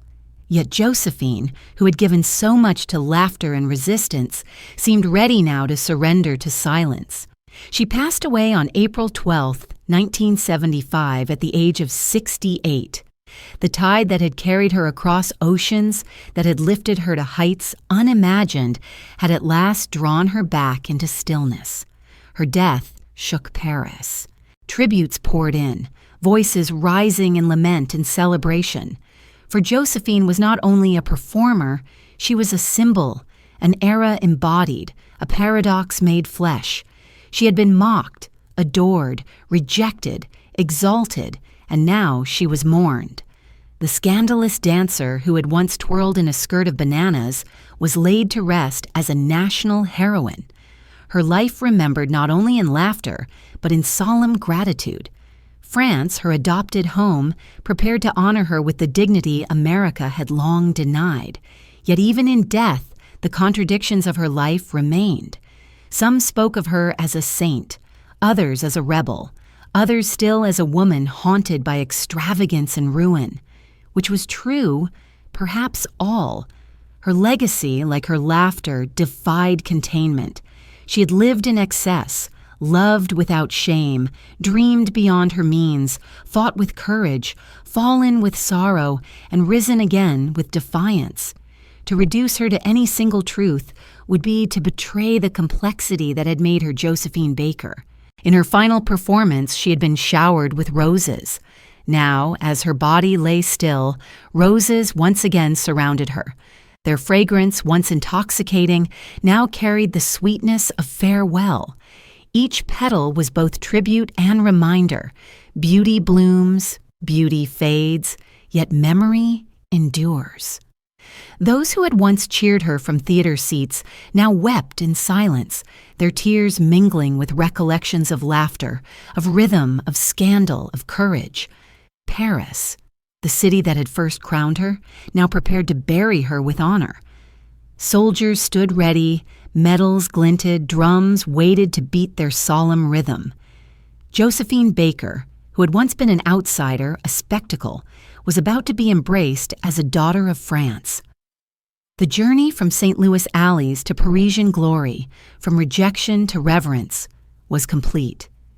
Yet even as drums prepared to sound, a hush remained, as though the city itself lingered in disbelief that she was gone. And in that hush, roses continued to fall, their petals dropping soundlessly onto the white sheets of her hospital bed, each one marking the quiet passage from triumph to silence. The silent fall of rose petals upon the white sheets of her hospital bed became the final image of Josephine's passing, a hush too heavy to ignore. Yet outside those quiet walls, the world stirred with a different sound, the solemn cadence of preparation. Paris was ready to bid farewell, not with the whispers of scandal or the roar of laughter, but with the march of drums, the measured steps of soldiers, the grave dignity of a state honoring its own. The woman who had once been a child of St. Louis alleys, who had danced in feathers and bananas to shock and amuse, was now to be buried as a heroine of France. On the day of her funeral, the streets of Paris filled with thousands. The air was cool, the sky overcast, as though the heavens themselves had chosen a veil of mourning. The tricolor flag of France fluttered against the gray, and beneath it lay Josephine Baker's casket, draped with roses, gleaming with medals. Soldiers stood at attention, their uniforms precise, their rifles held in silence. For the first time in history, France granted full military honors to a woman of color, a performer, an exile who had given her service not with guns, but with courage. carrying secrets in sheet music, risking her life in the shadows of war. The sound of drums rolled through the streets, deep and resonant, echoing against stone walls that had heard centuries of triumph and sorrow. Each beat seemed to fold together the many lives Josephine had lived, the laughter of vaudeville, the wild rhythm of Parisian scandal, the whispers of espionage, the speeches of protest, the cries of creditors, the applause of retrospectives. All of it condensed into the slow march of honor, the drumbeat that carried her toward her rest. Crowds lined the streets, their faces solemn, some carrying flowers, others carrying memories. For those who had seen her dance in the 1920s, this was farewell to an era of wild freedom. For those who had marched with her in the 1960s, it was farewell to a comrade in struggle.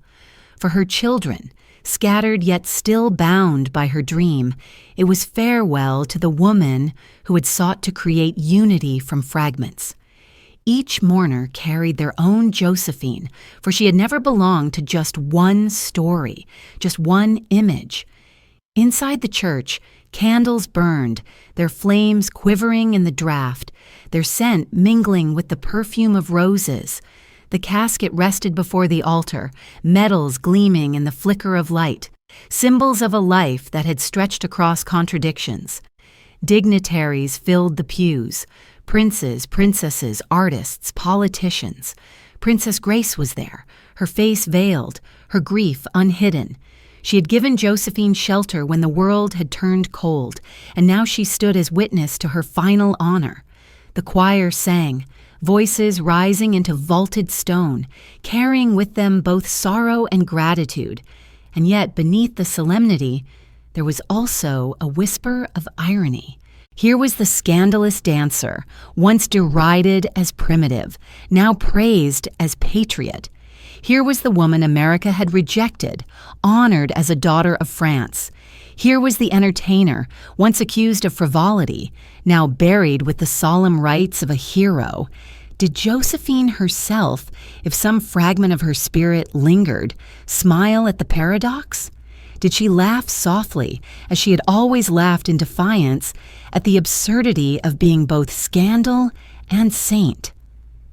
As the casket was carried out of the church, the drums resumed, steady, unyielding. The crowd pressed closer, some weeping, others standing in silence. The march moved through Paris, past boulevards where she had once strolled with a cheetah at her side, past theaters where she had once drawn gasps and laughter, past cafes where artists had sung her praises.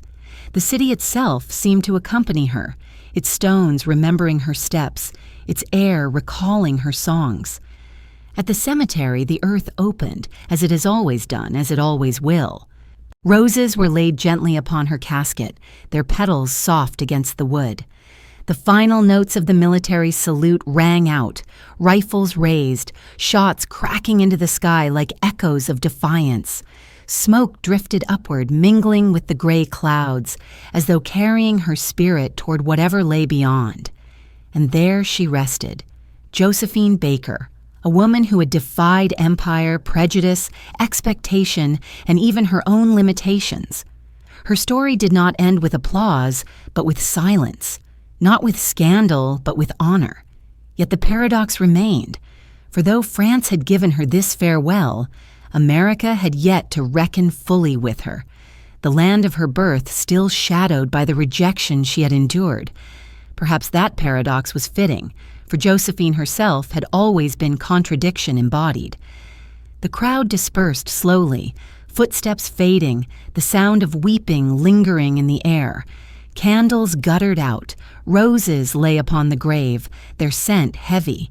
And as evening fell over Paris, the drums were quiet, the soldiers dismissed, the city returning to its restless rhythm. Yet something had changed, something indelible. For Josephine Baker was no longer only a performer remembered in posters and photographs. She had entered the solemn memory of a nation, her life now woven into the fabric of its story. And in the silence that followed, the rustle of the wind through trees seemed to echo with her laughter, distant yet unforgotten, as though she still danced somewhere beyond the reach of sorrow, her body moving freely, her eyes flashing with defiance, her smile mocking the very idea of endings. The rustle of wind through the trees at her grave carried a sound that was neither mourning nor celebration, but something between, a reminder of continuity. Leaves shivered against branches, petals fell upon the earth, and the city beyond the cemetery resumed its restless pulse. Josephine Baker lay beneath the soil of France, her medals resting in history, her body surrendered to silence. Yet silence was not the end, for Josephine's life, lived in contradiction and excess, began to ripple outward, carried in the voices of those who remembered, in the images preserved in memory, in the questions that refused to fade. Her legacy was never simple, for she had never been simple. To some, she remained forever the girl in the banana skirt, scandalous, wild, an icon of Paris in its jazz-age intoxication. To others, she was the war hero, the woman who risked her life with coded notes and smuggled secrets, who stood with generals and received the medals of a grateful nation. To others still, she was the mother, building her rainbow tribe with stubborn love, determined to prove that humanity could overcome prejudice. And to yet others, she was the activist, the woman who marched in Washington, who refused to bow to segregation, who demanded justice with the same fire she had once demanded applause. But who was she truly? Was she ever only one of these selves, or was she always all of them at once, shifting as easily as she once shifted from comedy to elegance on stage? History prefers categories, clear roles, heroes and villains. Josephine resisted such clarity. She was scandal and saint, frivolity and courage, dreamer and debtor. Perhaps this is why she endures, because she confounds the tidy lines of judgment, because she reminds us that a human life is not a single melody, but a cacophony of rhythms. In the years after her death, her story continued to unfold. Biographers sought to capture her, some praising, some critiquing, some wrestling with the contradictions that defined her. Photographs of her in costume, eyes wide, smile flashing, continued to circulate, symbols of both liberation and exploitation. Young dancers studied her movements, young activists studied her courage, and mothers studied her love. Each saw in her what they needed, what they longed for. Josephine Baker became not one story, but many. Her rainbow tribe scattered across the world, each child carrying a piece of her dream, some speaking openly of the difficulties of being raised as symbols, others cherishing the love she gave them. Their voices, like the rustling of leaves in different winds, remind us that even the boldest visions carry shadows. And yet, even in its imperfections, her experiment stood as a challenge to a world still divided, still bound by the prejudices she sought to erase. Paris, too, remembered her. Streets echoed with her name. Theaters replayed her songs. Statues and plaques marked her presence. And in 2021, decades after her passing, France placed her in the Pantheon, that solemn temple of national memory, alongside writers, thinkers, and revolutionaries. She became the first Black woman so honored, her legacy inscribed not only in applause but in stone. For France, she was no longer only the entertainer of a wild decade. She was a heroine of history, a symbol of freedom and resilience. And yet one wonders, did Josephine herself ever crave such monuments? Or did she simply crave love, safety, belonging? Did she ever imagine herself as a figure of reverence? Or did she only imagine herself as a girl laughing in the streets of St. Louis, turning hunger into comedy? Perhaps she would have laughed at the solemnity of it all, rolled her eyes as she once did on stage, mocking the idea of being enshrined in marble. Or perhaps she would have smiled quietly, remembering the nights of poverty, the sting of rejection, the slam of closed hotel doors, and felt at last that she had been seen. Her story remains not only in monuments but in questions. What does it mean to belong? What does it mean to defy? Can a person ever escape the contradictions of race, gender, fame, poverty? Josephine's life does not answer these questions. It embodies them. Each stage of her journey, from St. Louis to Paris, from Les Milandes to Washington, reveals both triumph and tragedy, both laughter and sorrow. She is a reminder that to live without limits is to pay a heavy price, and yet also to leave a mark that cannot be erased. The wind through the trees at her grave continued to whisper, a sound like distant applause fading into eternity. Above, the sky shifted, clouds drifting as they always have, indifferent yet witness to all. And in that vastness, Josephine's memory remained, not as a single clear story, but as a constellation of contradictions, each star both brilliant and imperfect, together forming a figure that dances still. And somewhere in that constellation, perhaps, one hears again the echo of her laughter, not mocking now, not defiant, but gentle, as though she had at last found rest in the paradox she had always embodied. The echo of her gentle laughter in eternity lingers not as sound, but as sensation, like the faint warmth of sunlight after clouds have passed. It drifts through memory, through pages of books, through photographs fading at their edges, until what was once scandal becomes legend, and what was once tragedy becomes myth. Josephine Baker, who had lived always in contradiction, now belonged to the realm where history and imagination entwine, where the living sculpt the dead into symbols of what they wish to remember. Yet memory is never neutral, and her story, retold across decades, carries both clarity and distortion. In the first years after her death, many spoke of her only as the dazzling dancer, the queen of Parisian nights, the woman whose banana skirt had shocked and delighted a generation. Posters of her image reappeared, plastered on cafe walls, sold in markets, turned into icons of a vanished age of jazz and champagne. To remember her thus was to celebrate the glamour, the wildness, the freedom of a time when Paris seemed invincible. But to remember her only in that way was also to forget the weight of her courage, the scars of her battles, the cost of her dreams. Others remembered her as the spy, the war hero, the decorated agent who had carried secrets past the gaze of enemies. Books and documentaries highlighted her medals, her service, her role in France's resistance. In this version of memory, Josephine became not scandal but patriot, her body not an object of desire but a weapon of defiance. Yet even this remembrance risked flattening her, polishing away the complexity of her laughter, her extravagance, her contradictions, until she became more myth than woman.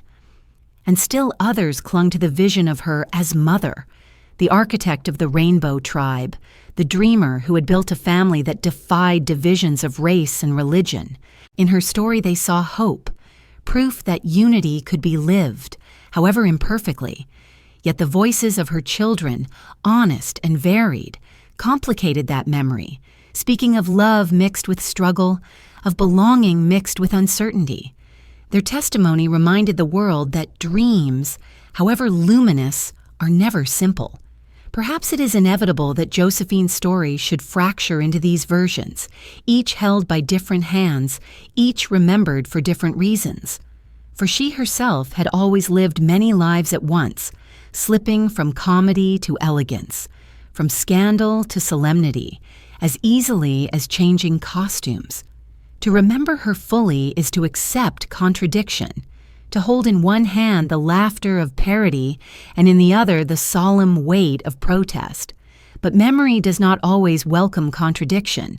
It prefers clarity, the simplicity of monuments.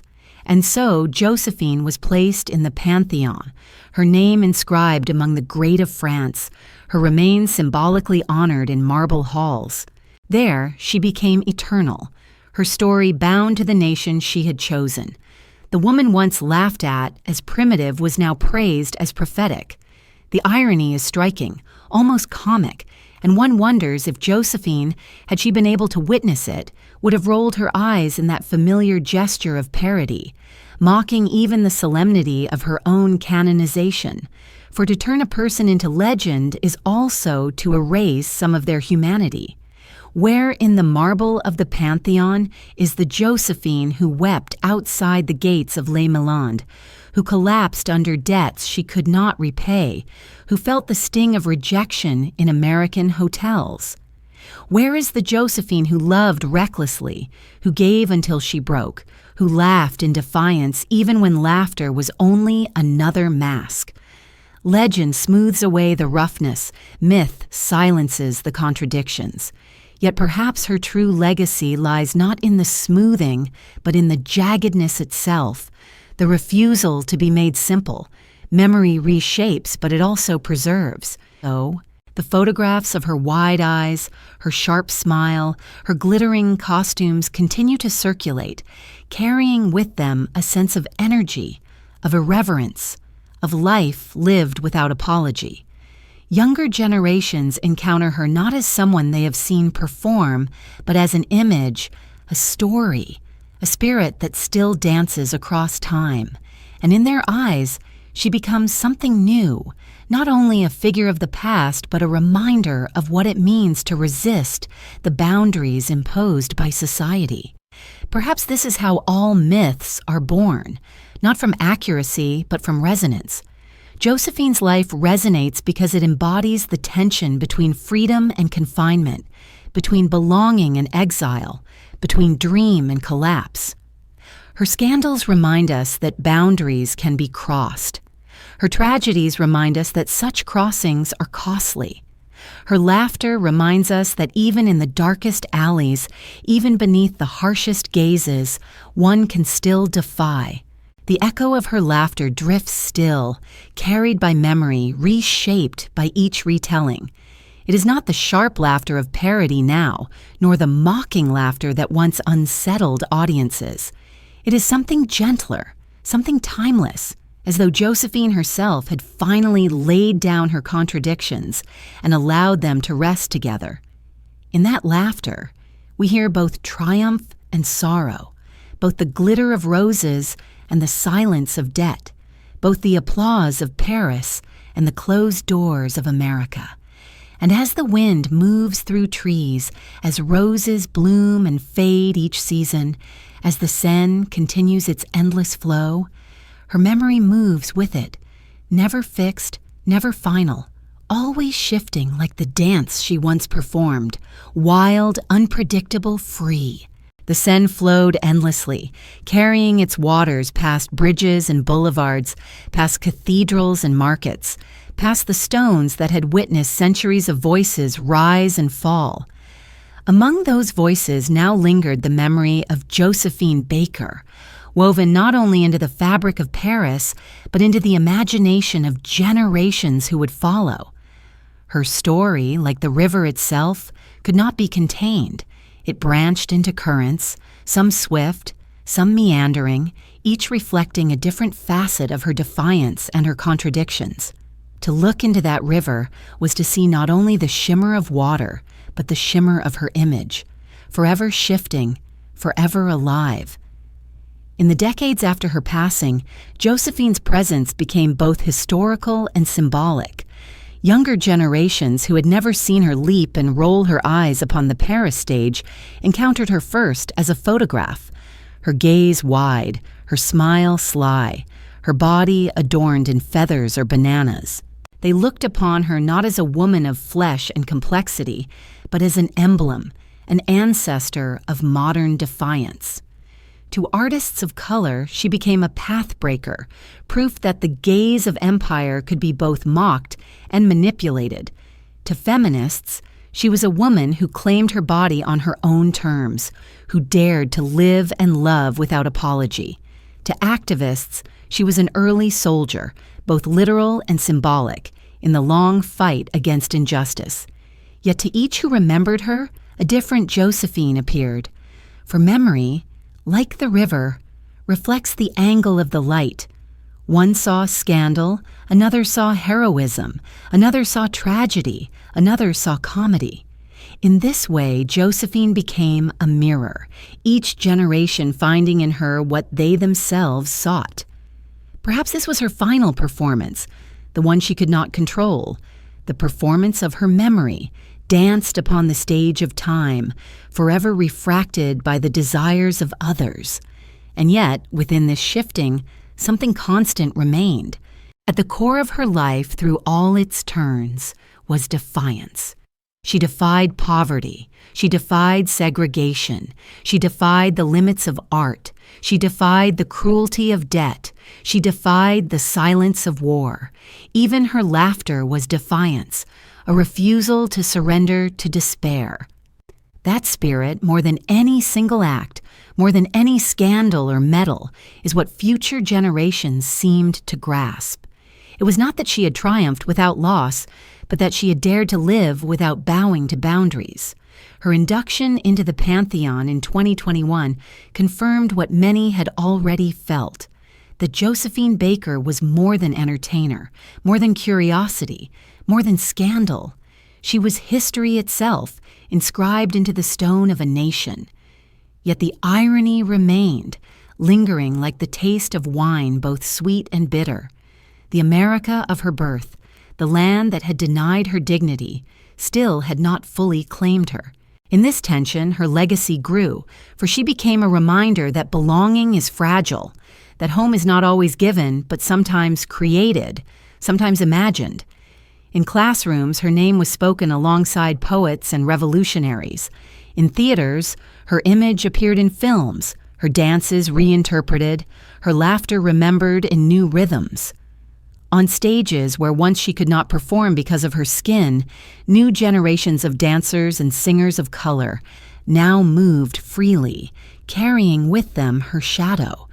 And in each movement, in each song, there was an echo of Josephine's defiance, a whisper that boundaries can be crossed, that prejudice can be mocked, that laughter itself can be a weapon. But even as her legacy inspired, it also warned. For her story was not only triumph, but also tragedy. The debts that crushed her, the children who struggled beneath the weight of her vision, the loneliness that accompanied her applause, all these remained part of her memory, too. To remember Josephine truly was not only to celebrate her courage, but to acknowledge her pain. Her story taught that to live without limits is also to live without protection, that to dream boldly is to risk collapse. Perhaps this is why her life resonates still, because it tells not of perfection but of resilience, not of simple victory but of complex survival. She became not a saint but a symbol, not flawless but unforgettable. And in her contradictions, future generations saw themselves, their own struggles, their own defiance, their own dreams fragile and fierce. As the Seine flowed, carrying reflections of light and shadow, Josephine's story flowed with it, crossing oceans once more, reaching beyond Paris to the world. In Harlem, her name was remembered as part of the Renaissance she had once left behind. In St. Louis, the city of her birth, her memory rose as both pride and reminder of the cruelties she had endured. In villages and cities across continents, those who heard her story felt its strange power. The tale of a woman who belonged everywhere and nowhere, who danced through poverty, through war, through prejudice, through love, until her body could no longer carry the weight, but her spirit refused to vanish.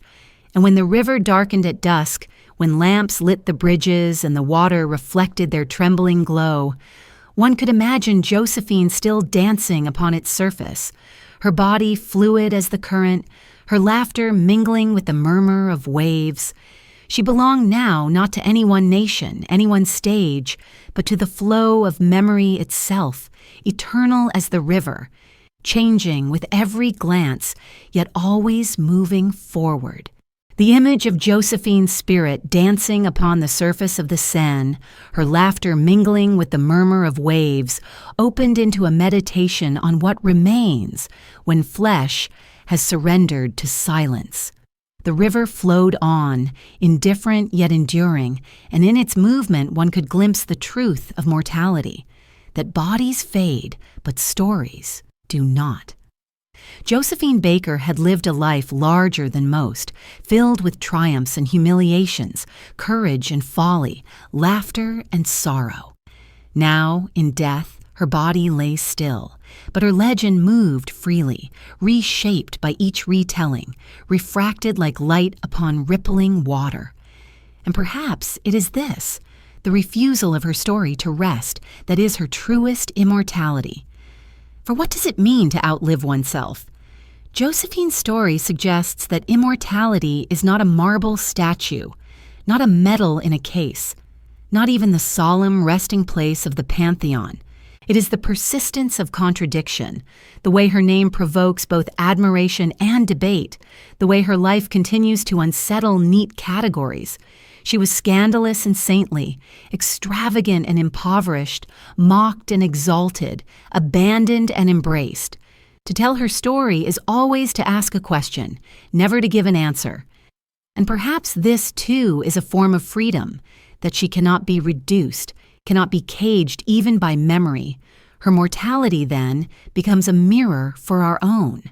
We, too, will be remembered not as we truly are, but as fragments, as images shaped by others. We, too, will be turned into stories, some true, some imagined, some distorted. The question is not whether we will be remembered rightly, but whether the contradictions we leave behind will carry meaning. Josephine left behind contradictions that force us to think about race, about art, about belonging, about love. She left not clarity, but questions, and in those questions, her presence continues. At her funeral, the soldiers had marched, the drums had rolled, the rifles had fired their salute. Yet even those solemn gestures, meant to fix her in honor, could not hold her entirely. For she was also the dancer who rolled her eyes and mocked the very gaze that watched her, the mother who turned her home into a dream and then lost it, the woman who laughed at her own pain and made the world laugh with her. No ritual, no honor could erase those truths. They remain, flickering in the minds of all who try to grasp her. Perhaps this is why her spirit lingers in imagination, because she belongs not to the finished stories of history, but to the unfinished questions of the present. Each generation remakes her, not because they misunderstand her, but because she herself resisted ever being fully understood. Even in life, she slipped between roles, between identities, between masks. In death, she continues to slip between memory and myth, reminding us that no life, however extraordinary, can be wholly contained. There's a kind of tragedy in this, yet also a kind of grace. For what is more human than to be contradictory? What is more honest than to live imperfectly, extravagantly, passionately, even at great cost? Josephine's story teaches not perfection, but possibility. The possibility of living fully, even when the world denies you, even when the cost is ruin. She did not always succeed, yet she always attempted, and in that attempt lies her enduring beauty. As the Seine reflects moonlight at night, trembling with every ripple, so too does memory reflect her, changing with each telling, shimmering with both light and shadow.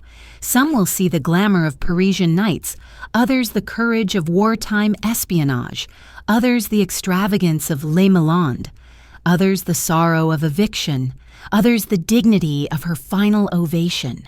All are true, none are whole. She remains, as she always was, in motion. And perhaps this is the final lesson of her life, that immortality is not the freezing of a person into stone, but the endless movement of their story. the refusal of their contradictions to be silenced. Legends outlive flesh, not because they are pure, but because they are unresolved, because they leave us unsettled, questioning, awake. In the quiet hours when the city rests, one might imagine Josephine still walking the boulevards, her cheetah at her side, her laughter drifting into the night.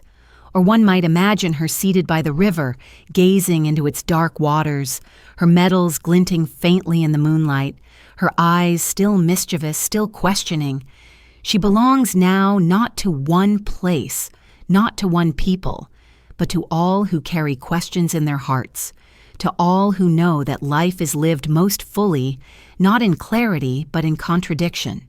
And as the wind moves through the trees, as the river flows endlessly onward, her spirit dances still, not in flesh, but in memory, not in stage lights, but in the restless glow of imagination. The vision of her spirit still dancing in memory, light and untouchable, guides us now into silence, the silence that always follows applause, the silence that lingers after a voice has sung its last note. For Josephine Baker, that silence is not empty. It is filled with echoes, the echoes of laughter that once startled Parisian audiences, the echoes of drums at her funeral, the echoes of children's voices in the gardens of Les Milandes, the echoes of church bells ringing over Washington as she stood beside Martin Luther King Jr. Each echo is faint, yet together they weave a tapestry that does not vanish when flesh has faded. We arrive here at the end of her story, and yet it is no ending. It is a meditation. For what remains of any life once the body has surrendered, once the curtain has fallen? Is it the scandal that once provoked whispers? Is it the medals pinned by grateful nations? Is it the debts left unpaid, or the applause that shook theaters to their rafters? Or is it something less tangible, something woven not of events but of spirit, of the energy with which one met the world? If so, then Josephine remains, not in stone alone, not in paper alone, but in the persistence of her defiance. Consider how she lived. Born into poverty in St. Louis, rejected by the land of her birth, she crossed an ocean to find freedom in the gaze of strangers. She mocked the very prejudices that sought to define her, turned herself into spectacle, and then turned spectacle into power. She risked her life against tyranny, carrying secrets in her music, proving that a dancer could be a soldier of courage. She built a family out of fragments, believing love could defeat hatred, even as her dream collapsed under the weight of debt. She marched for justice, her medals gleaming, her voice unafraid, insisting that dignity belonged to all. And in her last days, she returned to the stage, radiant once more, gathering her whole life into one final ovation. But Josephine was never only triumph. She was also sorrow, fatigue, humiliation, exile. She was the sound of a hotel door closing against her, the weight of creditors seizing her home, the tears of a mother unable to shield her children from struggle. Her story is not clean, not polished, not without contradiction, and perhaps that is why it endures. For it speaks to the truth of human life, which is always tangled, always filled with both light and shadow. In this, she invites us into reflection. What do we carry from her? Do we carry her defiance, her refusal to bow before prejudice? Do we carry her extravagance, her insistence on living with abundance even when it cost her dearly? Do we carry her laughter, sharp and mocking, or her tenderness, offered freely to children and strangers alike? Or do we carry simply the paradox, the reminder that to live fully is to live imperfectly, that beauty and ruin often walk hand in hand? The silence after her final ovation is not empty. It asks us questions. Who among us dares to dance in the face of scorn? Who among us dares to love beyond boundaries? Who among us dares to give without calculation, to dream without restraint, to laugh even when laughter is all that remains? Josephine did. And though she paid a heavy price, though her life was strewn with loss, her daring outlived her despair. That is why her spirit still dances restless as ever in the memory of those who speak her name.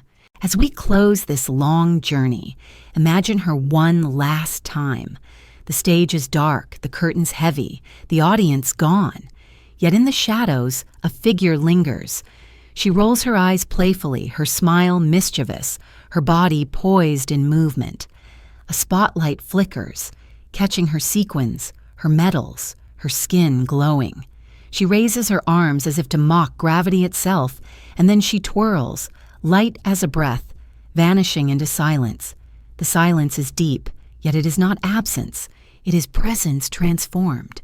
Outside, the Seine flows still. The wind moves through trees. Roses bloom and wilt in their season. The world continues as it always has, indifferent and yet bearing witness. And somewhere in that vastness, in memory, in imagination, Josephine Baker continues to dance, continues to laugh, continues to remind us that life, however brief, however flawed, can be lived with fearless abandon. The applause has faded, the curtain has fallen, yet the echo remains. And in that echo, so gentle, so persistent, we hear not only Josephine, but the question she leaves for all of us. When our own applause has faded, what will remain of us?